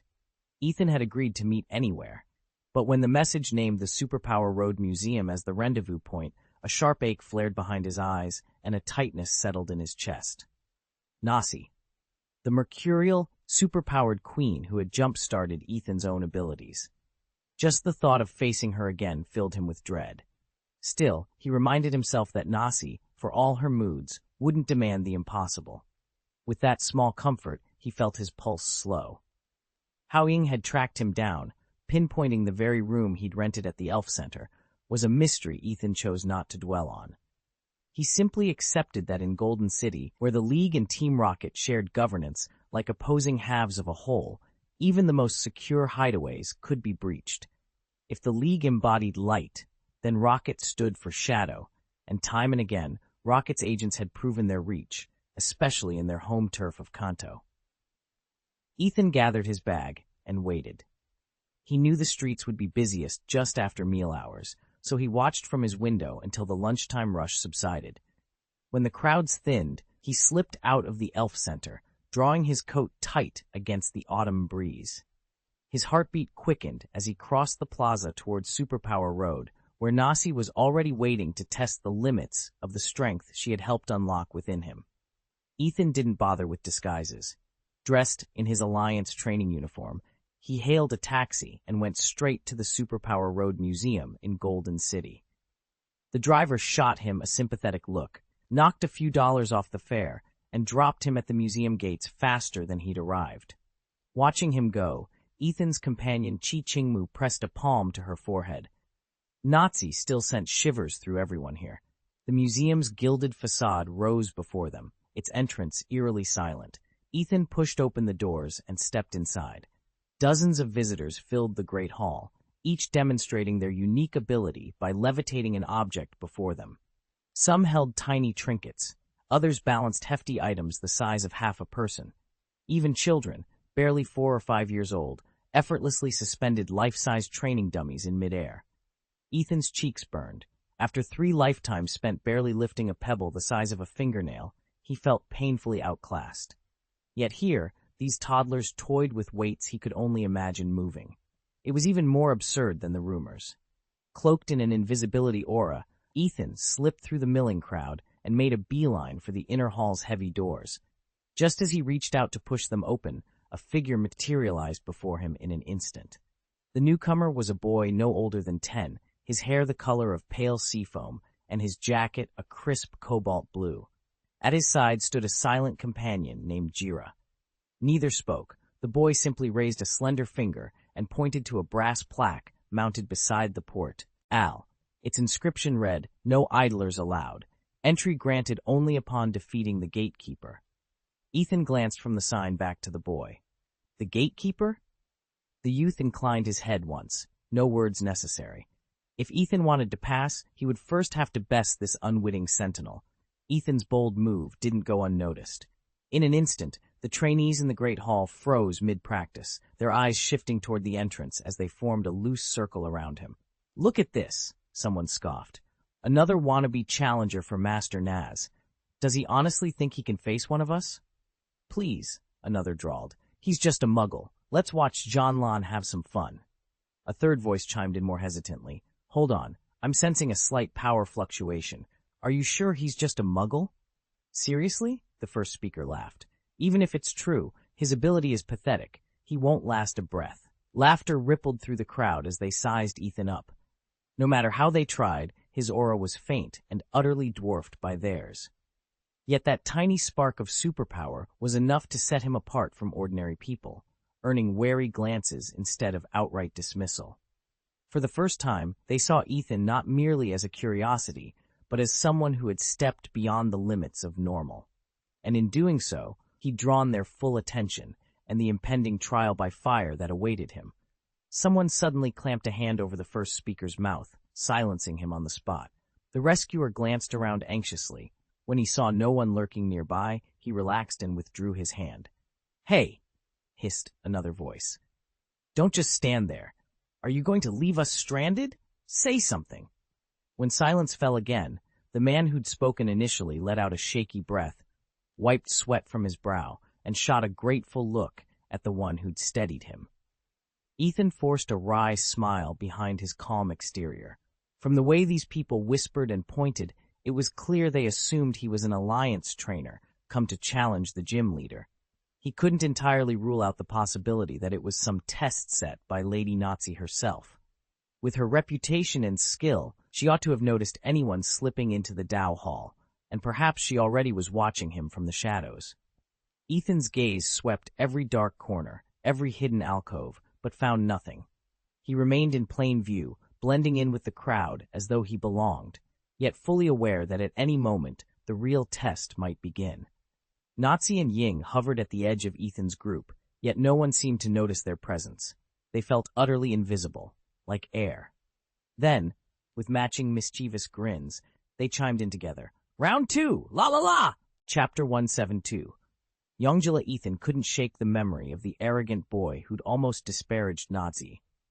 The kid had narrowly escaped punishment, and if he'd realized Nazi herself was standing right behind him, he'd have fainted on the spot. Nazi had been more than ready to teach him a lesson for his insolence. Had she chosen to, she would have turned him into one of her toy dolls.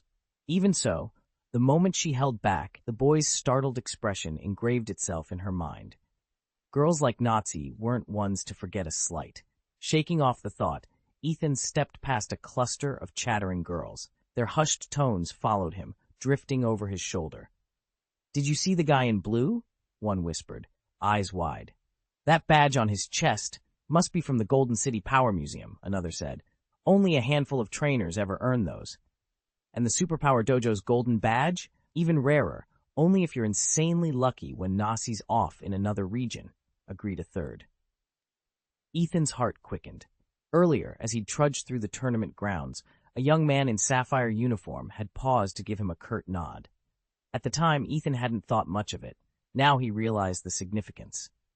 In the annual league competition, the Golden City Power Museum badge was a trophy whispered about in legends, so hard to claim that most challengers didn't even bother attempting the Superpower Dojo's trial.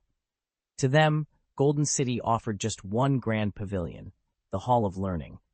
The fabled Superpower Pavilion lay almost forgotten. Ethan glanced over his shoulder, hoping for another glimpse of the mysterious blue-clad trainer. Whatever his story, it was clear that in this cutthroat league, few badges shone brighter than those forged here in Golden City. And now, with Nazi's protective shadow hovering nearby, Ethan felt more determined than ever to prove himself. "If you want to enter, you must defeat me first," the young man calling himself Azure Blue said softly to Ethan. He must have sensed the faint ripples of energy around Ethan, otherwise he wouldn't have bothered acknowledging him. "Fine by me," Ethan replied, glancing at his partner at his side. His wrist-mounted datapad sprang to life, displaying a full readout on the creature beside him. Name, Youngula. Species, Youngula. Gender, male. Level 27. Type, superpower. Ability, synchronize held item. None inherent moves. Barrier, lightning fist. Additional skills, spoon bending, teleportation, telepathy, fixation, illusory light, miracle eye, reflective wall. TMHM moves, gravity, snatch, swap spots. Learnable moves, hold, shadow ball, light screen. Despite a momentary glitch parsing raw data, the scan completed instantly. Youngula was the evolved form of Casey, itself the unevolved precursor to the renowned Hoodie line, one of the elite superpower Pokémon families. In that class, Youngula, Casey, and Hoodie were famed for extraordinary innate talent. Paired with a trainer who also wielded superpower abilities, their combined battlefield effect was far greater than the sum of their parts. Ethan met Azure Blue's gaze, the challenge hanging in the air. With Youngula at the ready, he was more than prepared to prove his worth and earn passage through the gate that lay beyond. Ethan's two ghost-type Pokémon, Dark Crow and Paula, should have had the advantage here. Ghosts normally shrug off psychic attacks entirely, but his opponent's Jirachi was one of the few Pokémon that can learn Miracle Eye naturally, and that move lets psychic attacks pierce through a ghost's immunities. In short, Dark Crow and Paula had lost their edge before the battle even began. The spectators, sensing the shift in momentum, slowly backed away to form a clear arena. The referee remained by the doorway, arms folded, unwilling, or perhaps unable, to step forward. When Ethan took a measured step back to give his opponent the proper room, the trainer known as Azure spoke up. "A true psychic trainer must be decisive," Azure declared, reaching into his belt. "That's why I chose thee, is brave Jirachi." Ethan simply nodded. With no more delay, Azure hurled a Pokeball into the air. It burst in a flash of red light, and Paula materialized on the battlefield. The instant onlookers realized the ice ghost type had entered the fray. A ripple of laughter went through the crowd, surely underestimating the threat she posed under that eerie, otherworldly gaze. "Suppressing a superhuman isn't the demon's fault," one voice argued, but can they really hold back someone like Brother Zhang Blue? Across the arena, Hu Jianlan's brow tightened as he stared at Paula. Even from high above, her powerful aura weighed on him, setting his teeth on edge. Demon magic might tame lesser abilities, but against true elite, he wondered, would it even matter? At a small table near the edge of the audience, Aya sat flanked by two friends, Mu and Nazi. All eyes were fixed on Ethan in the center of the arena. Across from them, Ying's eyes suddenly brightened and a pleased smile curved his lips. "This kid's luck is holding," he whispered, "and his raw talent, it's impressive." Nazi scoffed loudly. "Please, he's nothing more than an amateur. Even if he trains for years, he'll never outshine a real superpower. He's basically a muggle." Her disdainful words hung in the air. Then, unexpectedly, a clear cough sounded behind her. Nazi froze mid-sneer, but instead of turning beet red, she beamed triumphantly, certain she had driven her point home. Yet in that brief moment, a flicker of doubt passed across her face, as if she suddenly remembered the muggle she'd just insulted was standing right beside her. Ethan remained perfectly still, ignoring the whispers around him as Azure finished his preparations. Nobody who knew him would expect Ethan to abandon his chosen spirit on a whim. He wasn't the sort of fool to change tactics just because someone shouted advice. Gradually, the crowd fell silent, all eyes fixed on his unshakable calm. When it became obvious he wouldn't switch spirits, there was nothing left to do but watch the duel unfold. What most hadn't realized was that Azure Blue Yungala possessed the fabled Miracle Eye. That didn't mean Nuala couldn't hurt him, and Yungala certainly didn't rely solely on flashy ultimate skills. In fact, Ethan had deliberated between Dark Crow and Nuala before making his choice. Nuala's level, 27, was only marginally lower than Yungala's, whereas Dark Crow trailed noticeably behind. More crucially, Dark Crow's attributes offered no particular advantage against a Miracle Eye user. It might even find itself at a disadvantage in this match. With a quiet nod, Ethan raised his hand. "Nuala, let's show them what we can do." In an instant, his spirit materialized at his side, ready to face Azure's challenge. Ethan had decided that Nuala's training needed to be intensified. She'd only recently been tamed, and the bond between trainer and elf was still tentative. Now, with both of them focused and prepared, the mock battle could finally begin. "Drake, full speed advance," Ethan barked. His Drake, a sleek obsidian-scaled beast, snarled in response and lunged forward. At the same moment, Yongjira, Ethan's elven companion, murmured her incantation. "Eye of Miracles." She pressed her silver amulet to her chest, summoning a globe of prismatic light that burst outward in a brilliant beam. The radiant glow washed over their target, a shadowy spirit called Paula, and for an instant, the dark haze that clung to her form wavered and thinned. Yongjira's face lit with confidence. Her supercharged spell had found its mark. "Now, Drake, claw her." Ethan seized the opening. Empowered by Yongjira's magic, the Drake moved like lightning, talons flashing, shredding the remaining tendrils of shadow. Every strike was precise, every movement coordinated. As the beam of light continued to bolster their strength and speed, Ethan urged his allies on. "Keep pushing. We're closer than ever to mastering this synergy." In that fierce training arena, Elf and Drake fought as one step stronger, one breath closer to perfection. Chapter 173, The Crushing of Knowledge. Yongjira, bend the spoon. Bending a spoon, a rare skill known only to Yongjila and Hudi, was more than a parlor trick. By warping an opponent's own utensil, the user seized their foe's attention and chipped away at their accuracy. It was a brilliant countermeasure. When enemies pump up speed and attack power, reducing their hit rate effectively neutralizes both buffs in a single stroke. Against an ordinary spirit, the tactic was infallible. Yet the instant Ethan issued the command, a sly smile curved his lips and a playful spark danced in his dark eyes. Thanks to his Azure Blue commander's insight, he already knew what his opponent did not. He might know little of Paula's spirit itself, but he understood her defining trait. Of the 3 spirit attribute categories, hers was sharp eyes, a gift that makes accuracy drains utterly ineffective. No amount of dodge enhancement could foul a sharp eyes spirit's aim. And because his adversary remained blissfully ignorant of this fact, Ethan allowed himself a moment of quiet triumph. Ethan smiled as he gave his order. "Jongala, Extend your limbs, surge forward at top speed, then slash with your claws. Standing beside him, Azure blinked in surprise. She'd assumed he was relying on his signature spoon-bending trick. After all, melding high-velocity strikes with razor-sharp claws sounded even deadlier than mere telekinesis. Yet Ethan's spoon-bending feats were nothing to scoff at. He'd already used them to fell more than a handful of spirits. This time, however, he didn't need to shout his commands. Instead, Ethan tapped into the telepathic bond he shared with Jongila. A pale blue light flared in his eyes as he projected the order straight into the creature's mind. Clearly, this wasn't their first time fighting in sync. Almost instantly, Jongila sprang into action. It warped a chunk of metal in midair, an echo of Ethan's spoon-bending, then lunged forward in a blur, claws whirring like twin scythes. On the sidelines, the other challengers exchanged wide-eyed glances.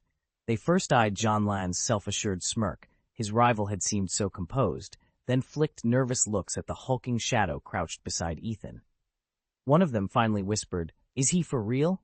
Or has he lost his mind?" Ying couldn't help herself. Her laughter burst free, and her once-controlled smile fractured into outright amusement. "Ha! Honestly, you're way too cocky about your so-called superpowers." Nazi sneered at the crowd of mundanes, then rolled his eyes when Ying joined in the mockery. Their taunts crackled through the air, but the real action was on the training field, and the handful of spectators were already growing bored. How thrilling could a duel be when both sides were running straight into their power caps? On the field, Jean-Lan had just unleashed her twin gale blasts, followed by a brutal claw-grinding cycle, and she still hadn't come close to touching her true limit. Opposite her, Ethan's bend spoon technique had apparently already burned through his own ceiling. That's when Jean-Lan noticed something unsettling. Despite the obvious drop in his hit rate, Ethan wore no sign of panic, only a faint, confident smile. He's not even worried? The realization sent a jolt through her. Determined to break the stalemate, Jean-Lan's eyes flickered with electric blue light. With a single gesture, she sent her bound spirit, Yonggila, charging forward on her final attack. Ethan's heart pounded as Yonggila pressed the spoon against his chest once more. The metal didn't bend, instead it glowed with a pulsing wave of pink energy. Ethan, sensitive to supernatural forces, immediately felt that surge of power and knew they had to get out of there. "Run, pull back," he yelled to Paula. With a whoosh, they activated their enhanced speed. Dust kicked up behind them as they sprinted, the eerie pink light from Yonggila's spoon sweeping over the ground where they'd just been. It was his illusion light ability, designed to track and trap them, but their sudden burst of velocity threw off its aim.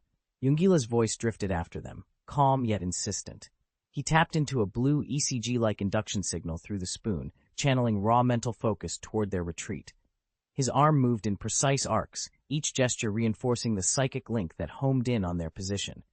"Now, Paula, ice boulders, keep him pinned," Ethan commanded over his shoulder. Paula summoned frost in his palms.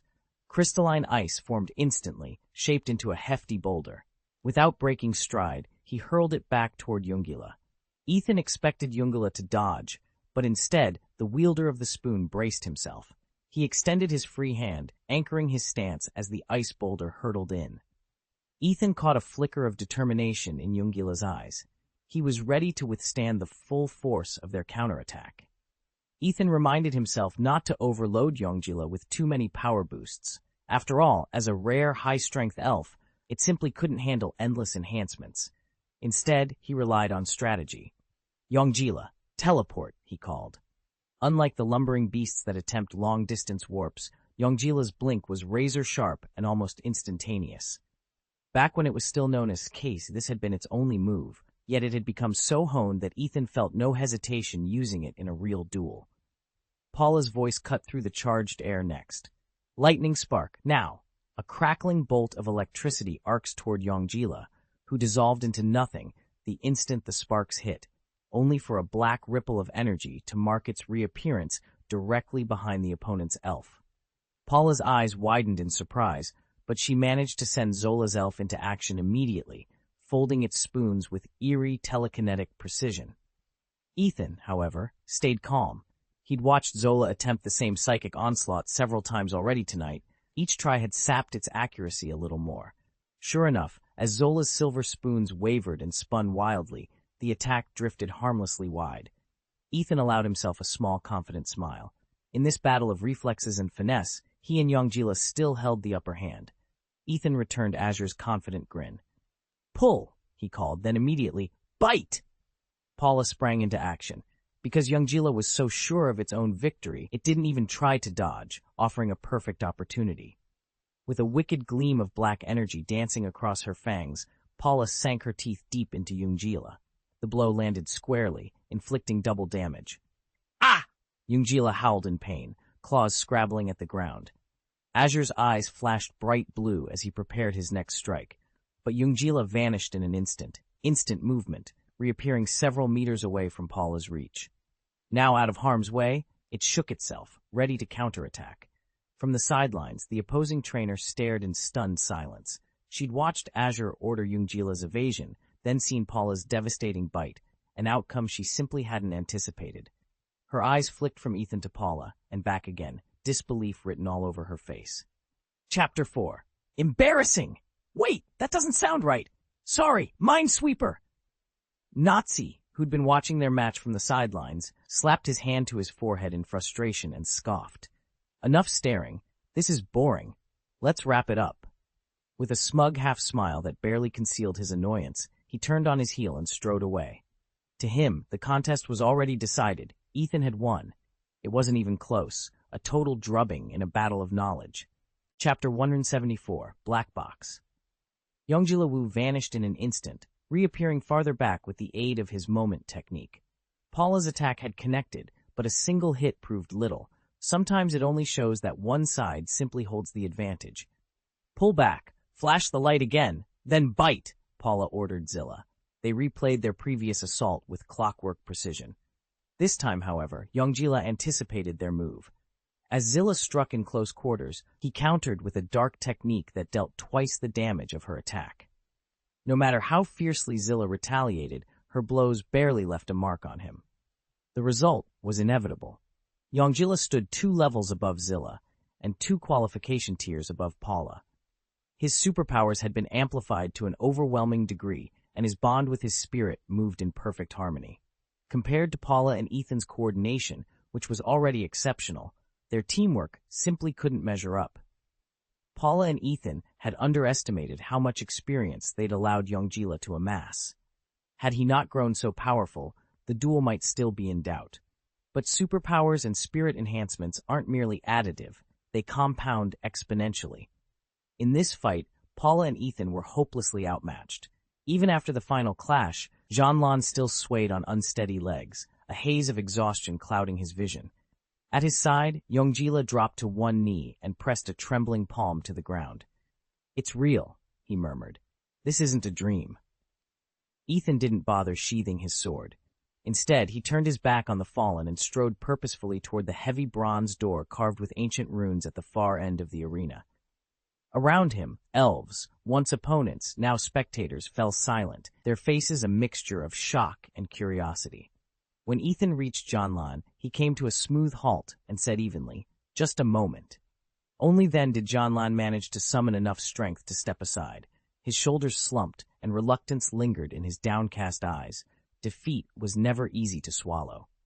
Ethan met that look with a single raised eyebrow, but offered no explanation of how their duel had unfolded or why he had emerged victorious. He had never been one for empty boasts. In the Elven realms, Ethan always maintained that the greatest treasure was knowledge, far more precious than rare artifacts or divine beasts. Knowledge was the force that truly shifted power, and this battle had proved it beyond doubt. With that thought, Ethan placed his hand on the door's carved frame, pushed it open, and stepped through. The assembled elves watched in respectful silence as he disappeared into the next chamber, leaving the echoes of his victory and his philosophy lingering in the air. Ethan stepped into the Superpower Road Museum and felt the sheer scale of the place press in around him. The front hall he'd entered occupied less than 1/10 of the building's total footprint. He followed a long corridor that wound deeper into the museum, the walls growing progressively quieter and colder, until at last he emerged into a vast chamber. Every inch of the room was filled with mannequins and dolls, some shaped like elves, others like ordinary men and women, and still more fashioned into pieces of furniture. Along the far wall, a set of double doors led to another hallway, where a lofty dais stood crowned by an empty throne woven from rags and scraps of cloth.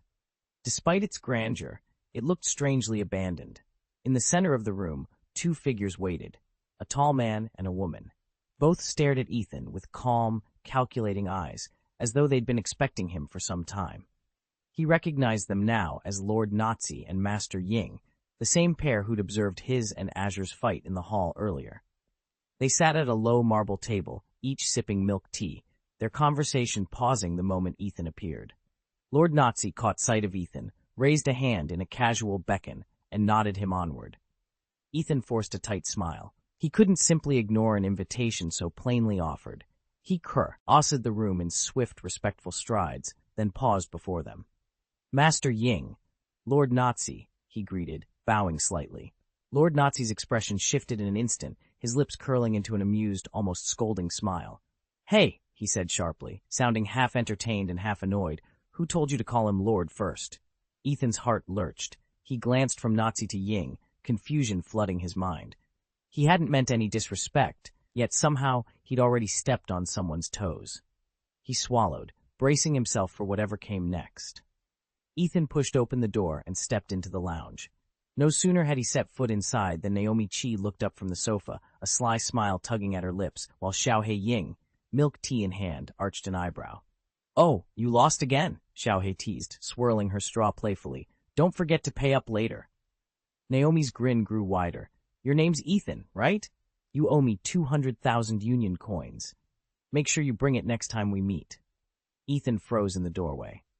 "Hold on, what are you talking about?" Xiaohei and Naomi exchanged amused glances. "Did you really forget?" Naomi asked. "We made a bet on which one of us you'd call first when you came in." Ethan ran a hand through his hair, incredulous. "You two, master-ranked Tianwan-class fighters, actually wasted time on a bet like that?" Both women laughed softly. It all clicked in Ethan's mind. As soon as he arrived, Naomi had beckoned him over, hoping he'd say her name first. It was a trivial prank, but somehow it had been irresistible to them. He managed a wry smile. "So I lost 200,000 Union coins? Fine, I'll pay. But why single me out? It's not like I've been messing with your bets all day." Xiaohei's gaze darkened for a moment. "Partly because you beat Azure so easily the other day," she said quietly. "That kind of thing sticks in our memories." Ethan met Naomi's smirk with a steady look of his own. He might have lost the bet and the coins, but next time, he vowed, he would come prepared for whatever games they threw at him. Ethan slid a hand through his hair, recalling how badly he'd embarrassed Director Nazi in front of the entire screening crew. John Lan wasn't even her protege, just another member of Nazi's Special Operations Division, but the fallout still reflected on her. She'd been furious, and now she was demanding he reimburse her 200,000 credits for damages. Before Ethan could protest, Wu Ying raised a calming hand. "Never mind that," she said, her tone firm. Then she turned to Nazi and asked, "Do you have what we requested?"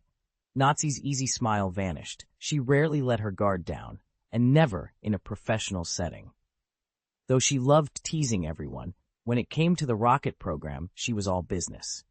One of the division's 3 senior officers, she'd earned her rank through sheer competence, and she wasn't about to let a personal grudge jeopardize their mission. Ethan let out a quiet breath of relief. He couldn't stand her unpredictable mood swings, but he would have to deal with her if they were going to get this done. "I've got it," Ethan said, producing a simple silver band from his pocket. He set it on the table. Then he retrieved a small black case, the one the bearded technician from Rage Lake Research Base had handed him earlier, and opened it for everyone to see. Wu Ying picked up the chip lying inside and ran it through a handheld scanner. A tense moment passed as the device analyzed the data. Finally, the scanner buzzed and displayed its findings. Wu Ying murmured. "These are just schematics and fabrication specs, no actual payload data. Whoever built this went to great lengths to hide what's inside." Nazi's eyes narrowed. "We'll have to crack it open ourselves then. No more surprises." Ethan swallowed. Between Nazi's wrath over the 200,000 credits and the mystery of the black box, he had a sinking feeling this was only the beginning of their troubles. But for now, at least, they had something tangible to work with. N carefully set the black box on the table. The moment Nazi spotted it, she sprang to her feet and studied it for a long moment, and Ethan felt a pulse of her power wash over the room, as if she were scanning the device for hidden traps or malware. Satisfied, she gave him a small nod. Ying stepped forward, bare hand outstretched, and drew the box close. She leaned in, fingers dancing over the keypad, entering one code after another. Then, with a soft click, the lock released. In an instant, the box's once solid black shell disintegrated into fine powder, spilling away to reveal its secret contents. Relief flooded Ethan's chest. When he'd first seen the encrypted lock, he'd been tempted to hack the chip and see what lay inside, but he'd feared that any unauthorized tampering would cost him his standing with the Rockets. He was grateful he'd resisted that impulse. Sure, let's move on to the next chapter. Please go ahead and share the text of the chapter you'd like me to revise, and I'll turn it into a polished, natural-sounding English version starring Ethan. Chapter 176, Water Trial Task. Although Nazi was only a few years older than Ethan, her extraordinary talent and rapid surge in strength meant people often overlooked her youth. From childhood, she'd possessed a formidable superpower. Few dared defy her will, and over time, her demeanor had grown distant and peculiar. Yet as she matured, she gradually learned to read others' feelings. Without that growth, her raw power alone could never have earned her a place among the Rocket's 3 elite cadres. Her closest ally was Ying. Ying never fawned over her strength. Instead, she challenged Nazi's more reckless impulses and guided her toward better choices, subtly reshaping her once aloof nature. To Nazi, Ying was mentor, confidant, and brother all in one, and she cherished his counsel above anyone else's. So when the assignment for the trial island appeared, Nazi barely registered it. The mission struck her as overly complex and unworthy of her attention. With a casual wave of her hand, she dismissed the whole affair, as if her participation were entirely optional. Ethan stared at the rough map again, his mind racing.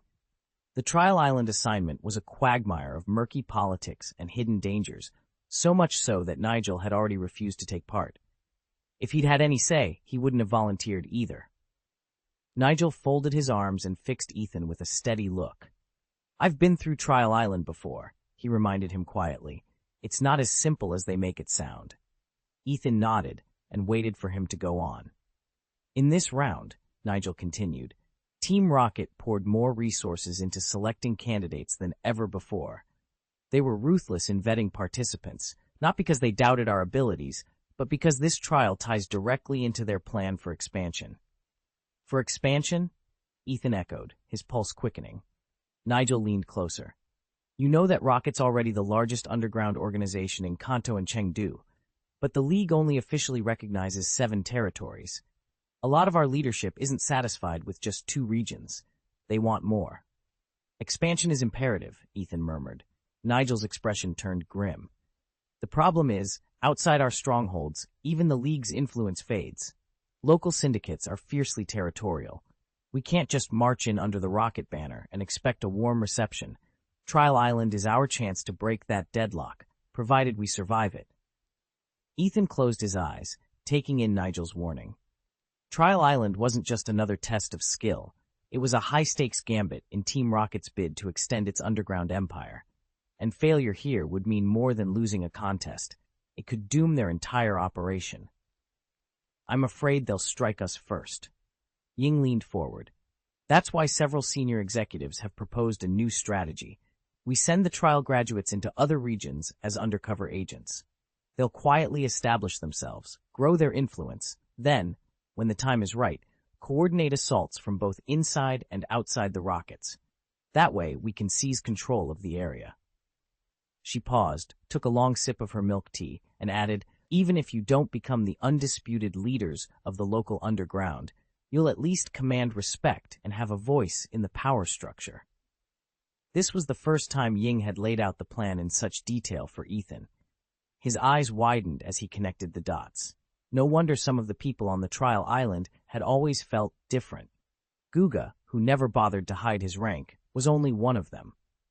Behind the scenes, countless others must be operating under deep cover.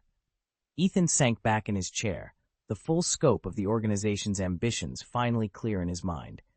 Soon, he and the other trialers would spread out across the region, planting the seeds of a new faction, one that could rise to power from the shadows. Ying's expression turned grave as he leaned closer. "Ethan, you're the dark horse here, fresh onto the trial island. If you don't pledge yourself to one of the factions now, you probably won't make it off alive." Ethan frowned. "But each captain has his own people already. Why would they bother with an outsider like me?" Ying curled his lip. They're all desperate to slot in more subordinates and boost their own power. Yet their leader has a different idea. Use this island as a proving ground. When the dust settles, they'll pick the top 3 overall competitors and the 5 highest-ranking cadre members. Those 8 winners will be dispatched to various regions, equipped with the organization's resources, to finish whatever missions they're given. Ethan ran a hand through his hair. So they're effectively separating the elite trio from the next best 5? That's a huge leap in ranking this early on. Exactly, Ying said. But tell me, do you honestly think the captains won't pour every resource they can into their own chosen champions? The commander's eyes snapped open at the captains, then drifted closed again as he waited for them to settle. The room fell silent, save for the faint rustle of uniforms as the officers shifted in their seats. Shadow cleared his throat. "We still haven't received the official rules for the final battle," he began. "But one thing is certain. No one will be limited to just one elf. Although Trial Island officially sanctions a 1 elf per trainer setup, those with powerful sponsors have almost certainly been raising extra elves in secret." He let that sink in, then met Ethan's gaze. "You're in a strong position. You've already formed bonds with 5 elves. Each of them shows real potential, though they're still rough around the edges. You'll need time to hone their abilities and deepen your connection. Realistically, with the current hierarchy, you probably won't get picked to lead a squad in the next phase." Ethan leaned back, absorbing the implications. The politics of Trial Island ran deeper than he'd suspected. At least 5 senior officers had a direct stake in this competition, all tied to the Rocket's multi-year strategy. Rumor even had it that Director Sakagi was personally monitoring their progress. Shadow's voice softened. "Still, don't lose heart. Excel here, and you'll catch Sakagi's eye. He's known for promoting raw talent, no matter where it comes from." A quiet determination settled over Ethan. He understood what was at stake, and he intended to seize his chance. Sakagi has always believed that anyone with real talent deserves a chance, even if they harbor their own doubts, because he's certain he can keep them in line. It's part of his personal appeal. But Ethan wasn't so sure this time.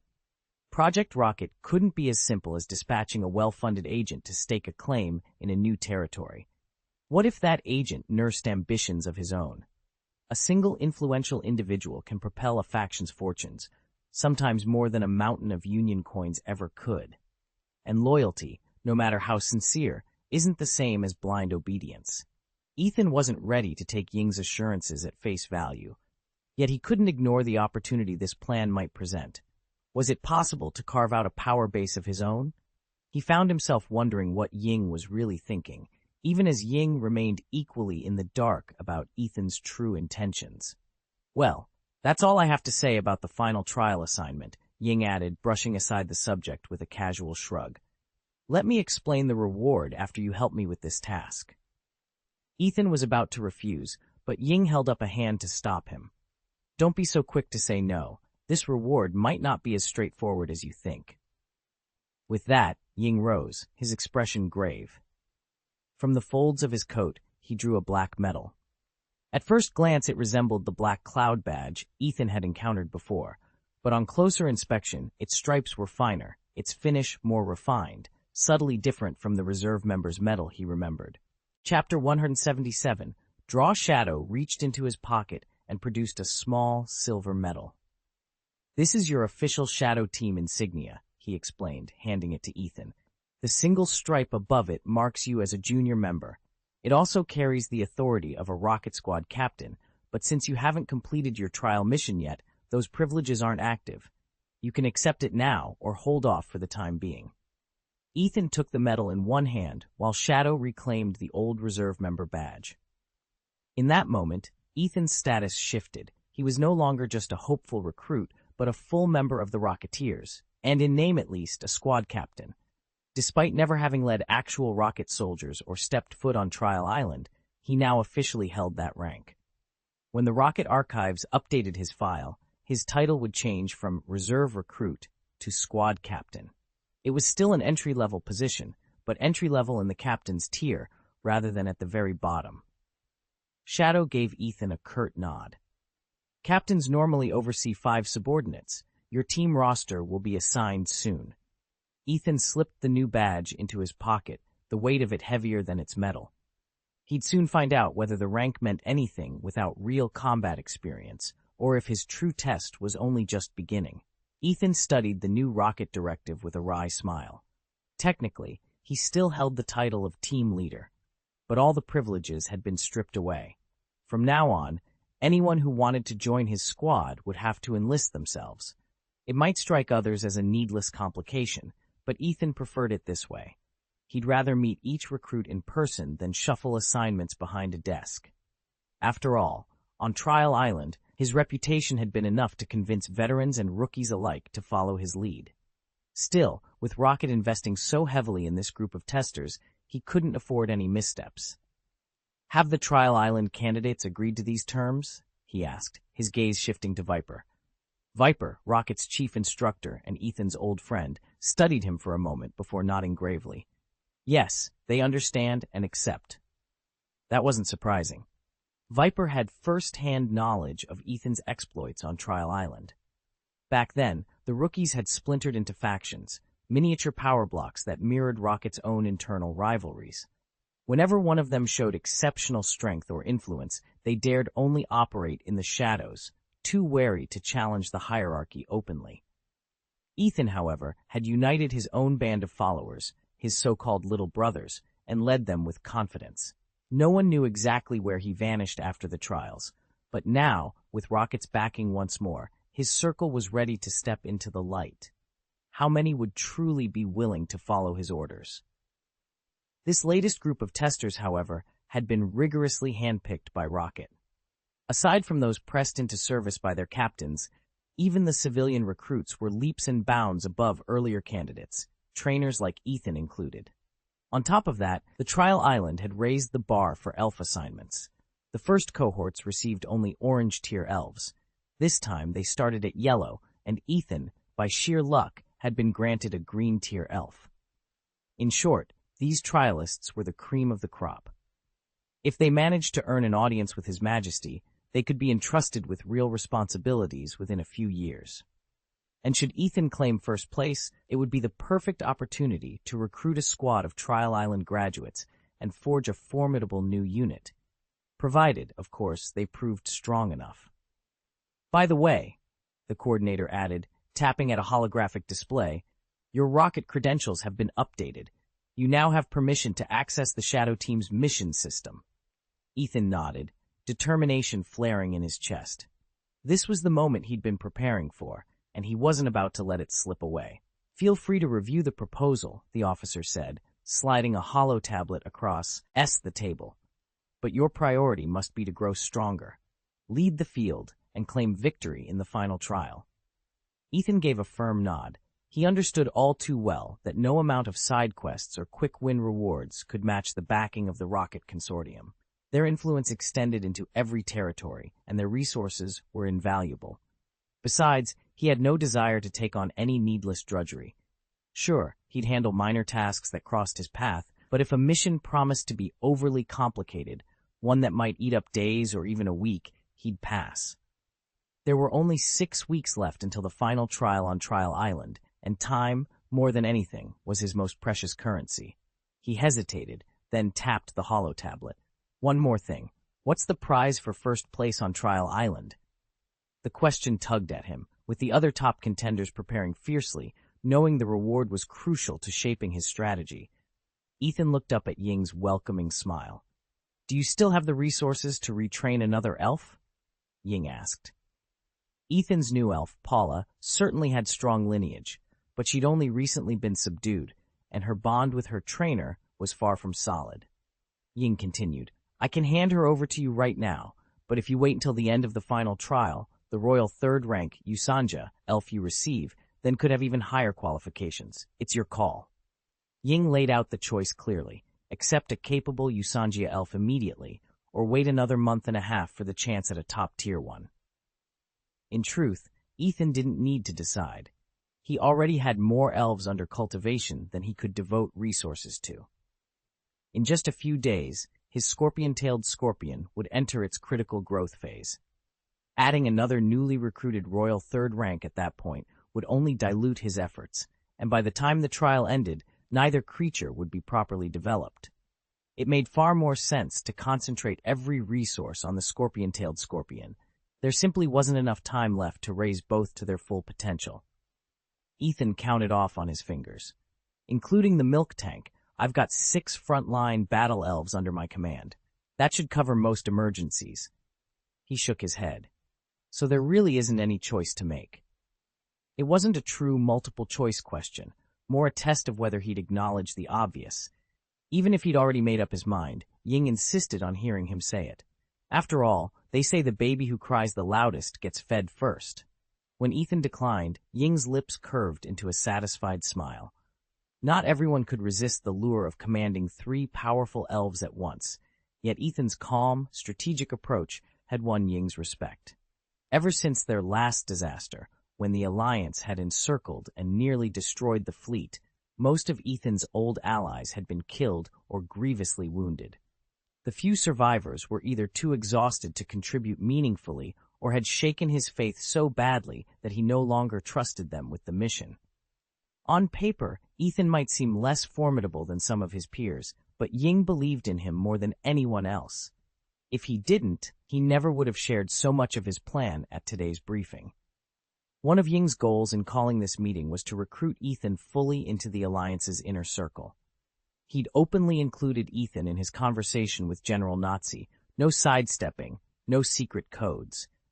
A sharp mind like Ethan's would read the situation immediately and make the right call. Well, I've told you enough for today. Just remember to train hard before the final trial. When the time comes, the outcome will far exceed your expectations. With that, Ying drew their meeting to a close. As the holoscreen before them flickered off, an impatient Nazi raised her hand. In a flash of light, she activated her teleportation ability and spirited Ethan away from the chamber. Once Ethan had vanished, Nazi turned back to Ying. Her eyes narrowed. So it's settled then? His combat rating and city field performance are respectable, but his raw power still falls short. That's not exactly your usual standard. Ying offered a mysterious smile, refusing to answer directly. He'll be fine. After all, weren't you the one eager to wade into the muck? Nazi waved her hand dismissively. I couldn't care less about their little problems. If I'm needed, I'll go, but I won't lift a finger to support them in advance. Chapter 178, Re-entering the Black Market. Ethan barely had time to register the motion before Nazi's hand flicked through the air, and the world around him blurred. In the blink of an eye, he found himself standing in a narrow, dimly lit alley. The damp stone walls were slick with grime, and the air smelled faintly of smoke and iron. Confusion twisted his features. This was nowhere near the superpower dojo. He stepped out of the alley into a bustling side street, lit by flickering lanterns and lined with shuttered doors, painted in fading reds and golds. Scraps of cloth fluttered overhead, advertising services in half-forgotten dialects. Still disoriented, Ethan flagged down a passerby, a wiry man with a heavily patched coat. Pardon me, Ethan said, voice tight with urgency. Could you tell me how to get to the superpower dojo? The man glanced at Ethan's travel-worn cloak and shrugged. The dojo? That's way out in the northeast quarter. You're on the southwest side now, the heart of the black market. You've been teleported pretty far. Ethan's chest tightened. Golden City was vast, far larger than Kaji, sprawling across hills and rivers for miles. If Nazi could warp him here with a gesture, she could just as easily drop him in the forest beyond the city walls. His pulse quickened at the thought. He squinted down the street, where lantern light danced on slanted roofs, and the murmur of shady deals drifted through narrow gaps in the shutters. This was the domain of smugglers and information brokers, a place where a wrong turn could cost you more than your coin. Clenching his jaw, Ethan pushed away from the wary stranger. He had to find sanctuary, and fast. One step at a time, he ventured deeper into the black market's winding lanes, determined to track down the superpower dojo and, if possible, to learn exactly why Nazi had sent him here. Ethan felt a cold shiver run down his spine. Even in an ordinary forest, a quasi-king-level elf could appear without warning. In a crowded woodland, there'd be no escape. Anyone caught in their path would be torn apart in seconds. These overwhelmingly powerful conduits were truly terrifying. To counter such abilities, he had only two real options: summon a fiend strong enough to stand against a quasi-king-level elf, or somehow boost his own power. But given Ethan's limited talent for cultivation, the first choice was more practical. He needed to strengthen his familiars. If he could train Dark Crow, Paula, or even the Scorpion King up to quasi-king rank, they'd at least have a fighting chance. Determined, Ethan flagged down a taxi and headed for the nearest entrance to Golden City's black market.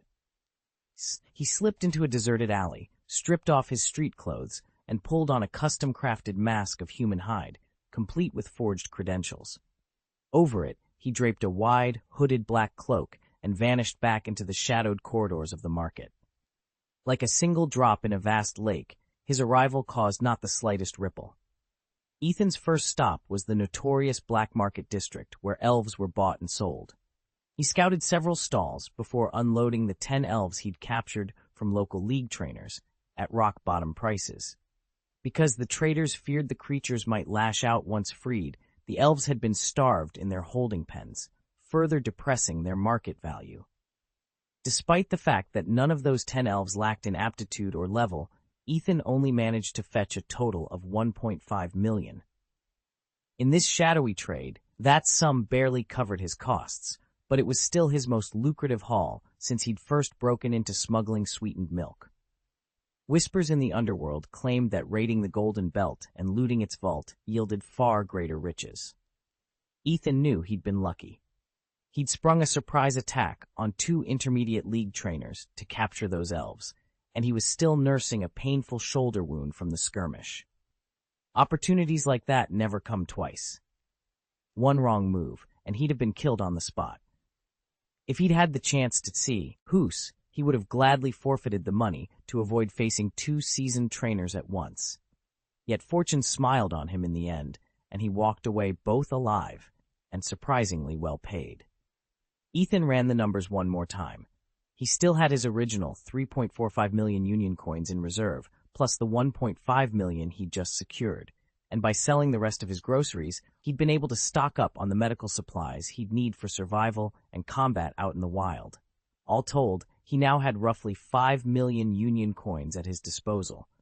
To an ordinary family, that would be a fortune beyond imagining. But for an elf trainer, or any ambitious Pokémon trainer, 5 million was barely a drop in the bucket. It would cover only Ethan's most immediate expenses. Beyond that, he'd need to dig much deeper. When Ying finished explaining the details of the trial mission, Ethan felt a rush of urgency. In his previous life, he'd never climbed higher than around 30 on the leaderboard, just enough to survive, never enough to thrive. This time, the goal was nothing less than the top 3 spots on Trial Island, and his competition wouldn't be ordinary trainers. He'd be up against Team Rocket's most capable captains, fortified by powerful alliances, plus their hand-picked ace trainees, each one molded to dominate the trials. Ethan squared his shoulders. He had his funds. He had his supplies. Now all that was left was to prove he belonged at the very top. Ethan gripped his modest pay stub. As a Rocket Team captain in the Shadow Group, his rank was far below the real power brokers, those Cotter families who spared no expense training their protégés. No matter whose patronage he compared it to, Ethan's advantages paled in comparison. What did he truly have? A junior membership in the Shadow Group and a fancy title, but no tangible benefits. The Shadows might have accepted him, but offered no resources beyond a vague endorsement.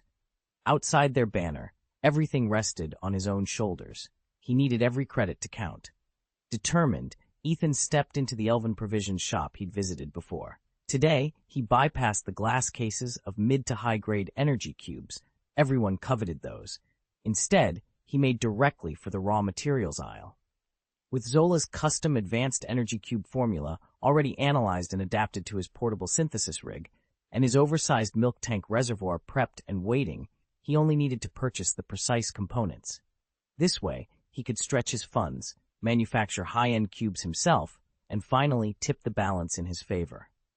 Ethan examined the bulk spirit reservoir and realized that, although it was a generic spirit source, it was best suited for crafting advanced energy blocks, not for ordinary spirit materials.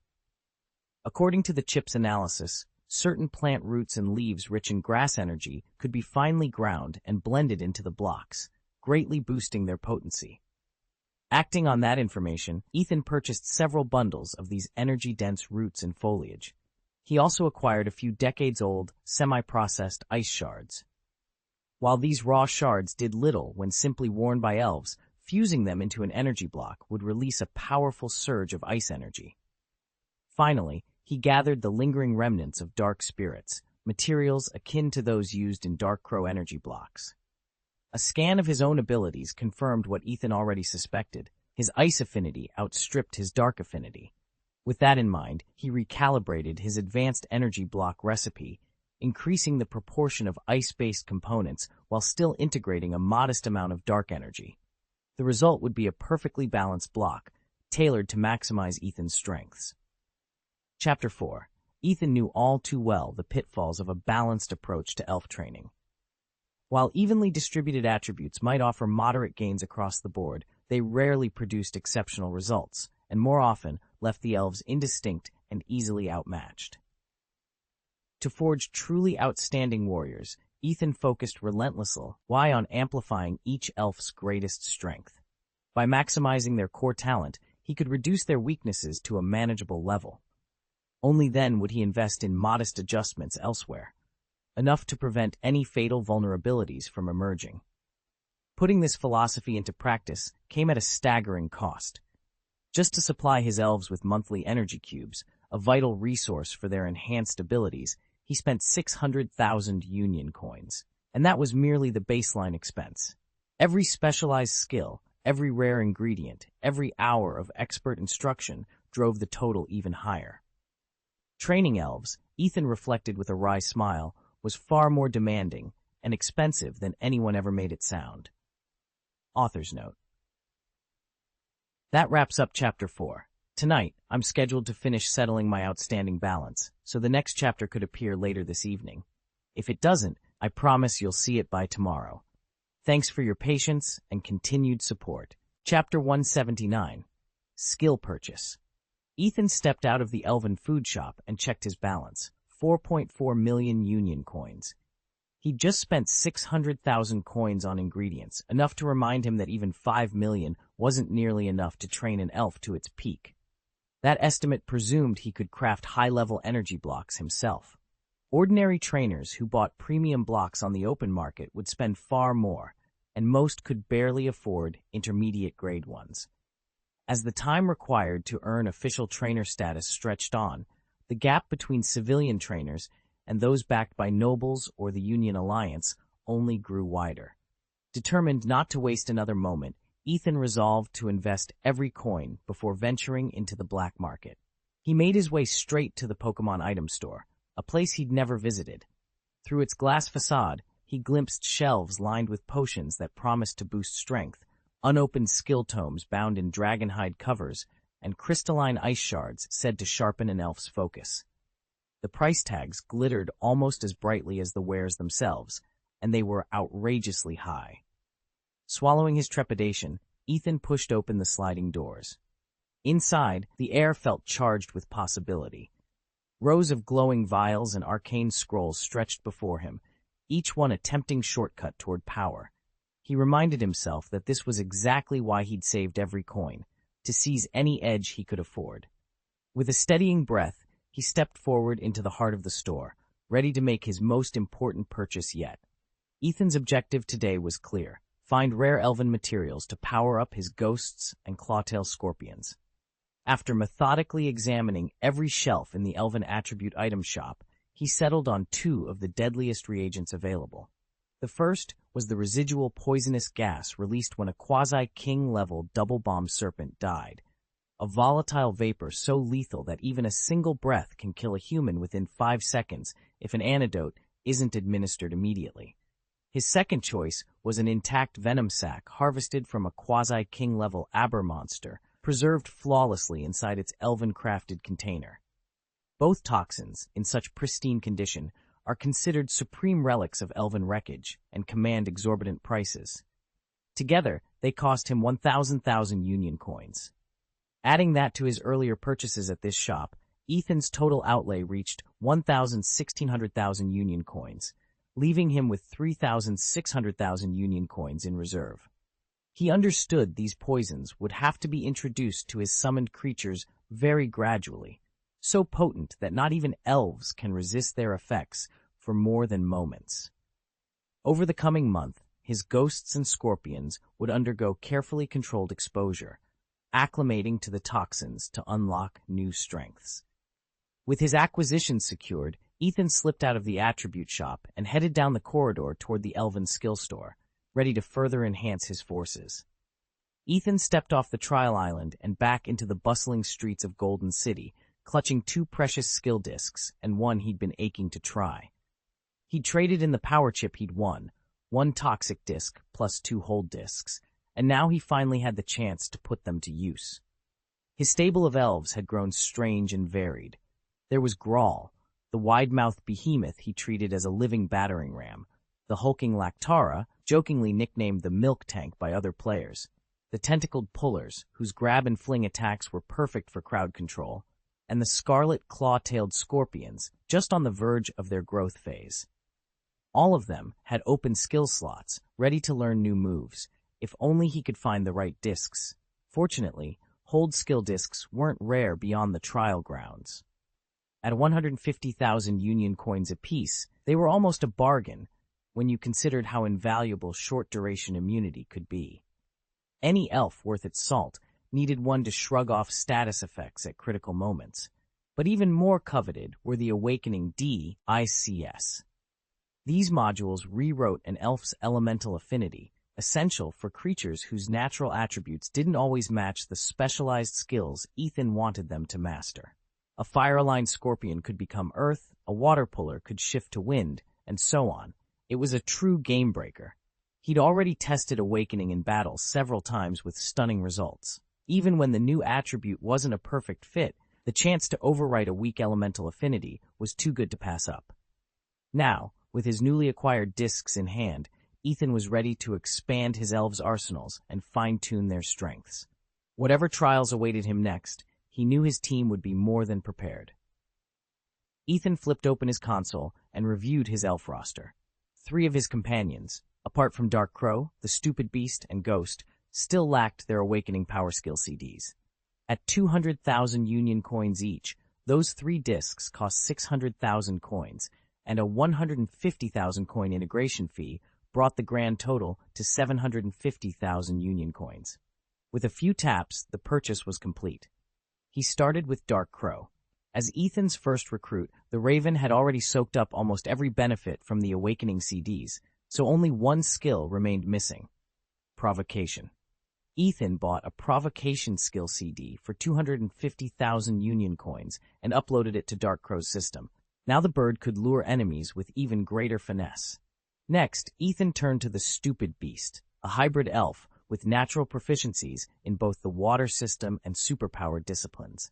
Its unique physiology, however, allowed cross-training in fire, ice, and earth as well.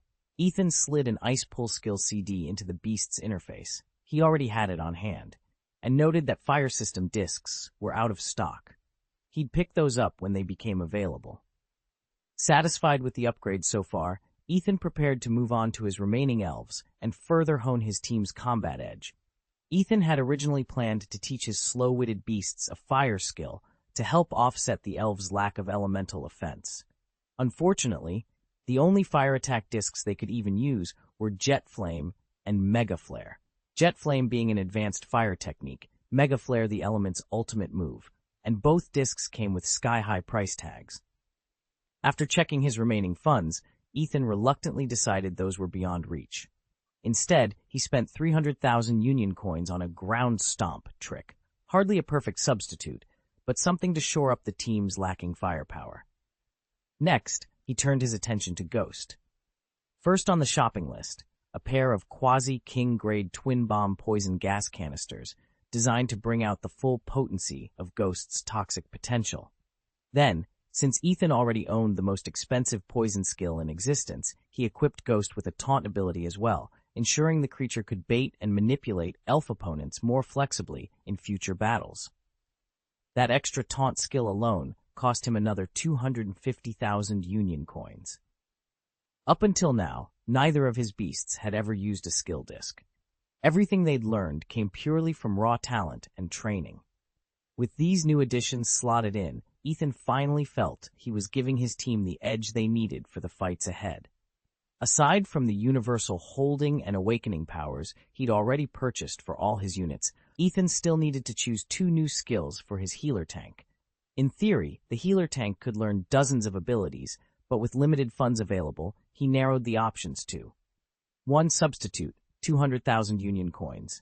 2. Tile split, 350,000 Union coins. Substitute serves as a direct stand-in for the tank's usual healing infusions, effectively eliminating the side effects those spells bring. Tile split, on the other hand, delivers a powerful, close-quarters area attack, exactly the kind of crowd control punch his team was missing.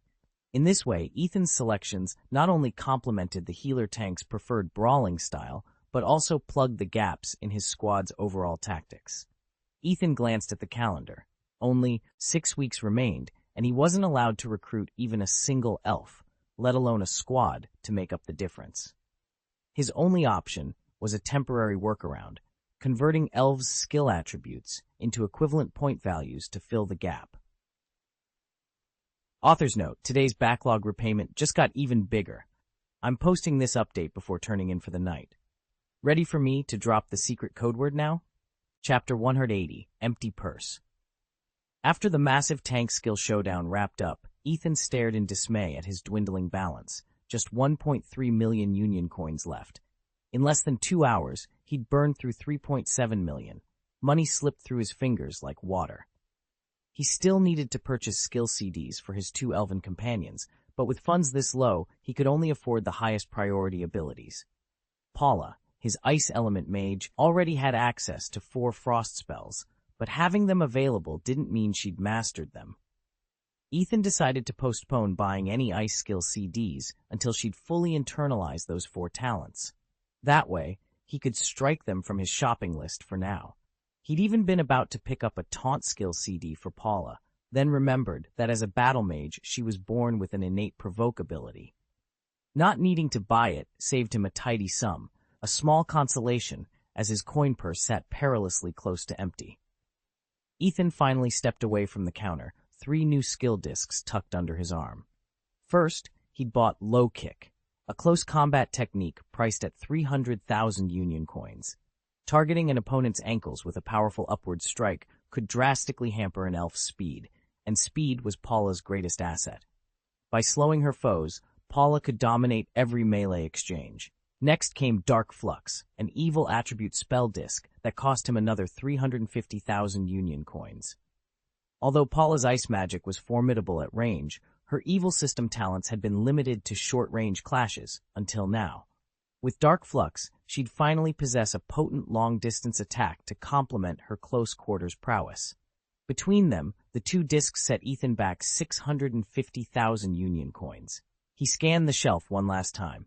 The only other disc left was Scorpion Tail, another 650,000 coin item, exactly the sum he had remaining. Purchasing it would leave him empty-handed. Ethan paused, weighing whether he should spend every last coin on one more skill or save his balance for whatever lay ahead. Among Ethan's elves, the claw-tailed scorpion stood out for its extraordinary potential. Though its basic stats weren't the very highest, its unique origins set it apart. It had hatched from an elven egg specially entrusted to Ethan, followed him through countless trials, and thus enjoyed access to the finest training and equipment. As a venomous-type insect, the scorpion was already deadly, but its true promise lay in its evolution into the Dragon King scorpion. Upon evolving, its alignment would shift to venomous evil, and its elemental aptitude would soar, proof of which was the trio of lethal fang techniques it would automatically learn: Lightning Fang, Flame Fang, and Frost Fang. Ethan knew that to unlock the scorpion's full toxic power, he'd have to invest heavily. Shortly after Apocalypse's fall, he paid a fortune to secure an authentic poison gland, enhancing his companion's venom output. Yet he wasn't finished. Determined to give the claw-tailed scorpion a devastating close-quarters edge, Ethan spent 350,000 Alliance coins on the advanced skill Venomous Assault. Now, armed with this ferocious melee toxin attack and its innate sniper instincts, the evolved Scorpion King would be capable of striking with pinpoint precision and paralyzing venom against any foe unlucky enough to stand within range. Ethan's final purchase, Provocation of the Scorpion-tail Scorpion for 250,000 Union coins, marked the end of his elven skill shopping spree.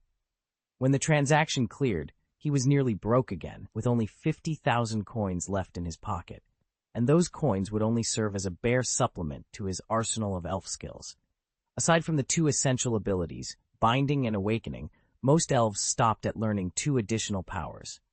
Ethan's goal lay far beyond that modest threshold. He'd begun this quest with 5 million Union coins, an amount that once felt like a king's ransom. In barely any time, he'd turned it to dust. The shopkeeper at the Elf Skill Emporium watched him with a mix of awe and envy.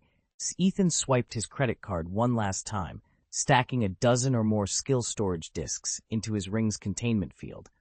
Pulling his hood low, he vanished into the crowded market alley. Naturally, such an extravagant display drew attention. A handful of onlookers, curious whether he truly mastered that many elven powers, slipped after him as he ducked into the black market lanes. Ethan, however, had no patience for hangers-on. He wove through narrow byways, hopping from one shadowed archway to the next. A few wheel turns here, a sudden backtrack there, and the would-be shadowers found themselves hopelessly lost. By the time he slipped clean away, the only trail he left behind was a legend of how quickly one man could drain 5 million coins and still come back for more. Ethan spotted a small group of stragglers and quietly led them into a deserted back alley. None of them were particularly skilled fighters. They'd grown complacent, trusting their close-range tracking devices to keep pursuers at bay. If Ethan had still been his old, soft-hearted self, he might have let them go. But after blowing most of his savings on costly upgrades, mercy wasn't an option. The moment he unholstered his pistol, they panicked. Desperate to save their skins, they scraped together 100,000 Union coins in cash and handed over a few spare gadgets. Later, Ethan sold those knickknacks for another 100,000. In the end, dispatching and torching the 3 of them netted him a clean 200,000 Union coins. It was brutal work, but also the quickest way to make money on the black market. With a payday like this, just 1 or 2 more runs would cover the cost of advanced elf skill modules. Still, dreaming of shiny new abilities had to wait. Right now, the only thing Ethan cared about was getting stronger. Ethan skirted through the shadowed alleys with practiced ease. He knew the local trackers rarely hesitated once they caught a whiff of elf magic or combat training, so he'd made a point of moving fast, neutralizing any tail without giving his companions a chance to show off new skills or gain experience. Within minutes, he'd shaken off the last pursuer and emerged from the black market district without a scratch. Under the flickering street lamps, he ducked into a small side shop and swapped his ragged cloak for the crisply pressed uniform of an Alliance sentry. In that guise, he flagged down a passing carriage bound for the Elven Center. By the time they arrived, the sun was high, and they'd barely had time for lunch. The elves had gulped down dry biscuits and popped a handful of energy cubes as they hurried along, their stomachs rumbling in protest. Now twilight approached, and Ethan was determined to make up for the meager midday fare. Thanks to his quarters in the Elven Center, he had access to its exclusive cantina, and he wasn't skimping. He reserved a private room at considerable cost, then oversaw the arrival of steaming platters, roasted venison glazed in forest honey, bowls of spiced root vegetables, freshly baked arbor grain loaves, and carafes of chilled spring wine. As the elves, usually so reserved, dived into the feast with wide eyes and eager laughter, Ethan felt a swell of pride. Even the scorpion-tailed mount he'd rescued weeks before stirred from its lethargy, drawn by the savory scents.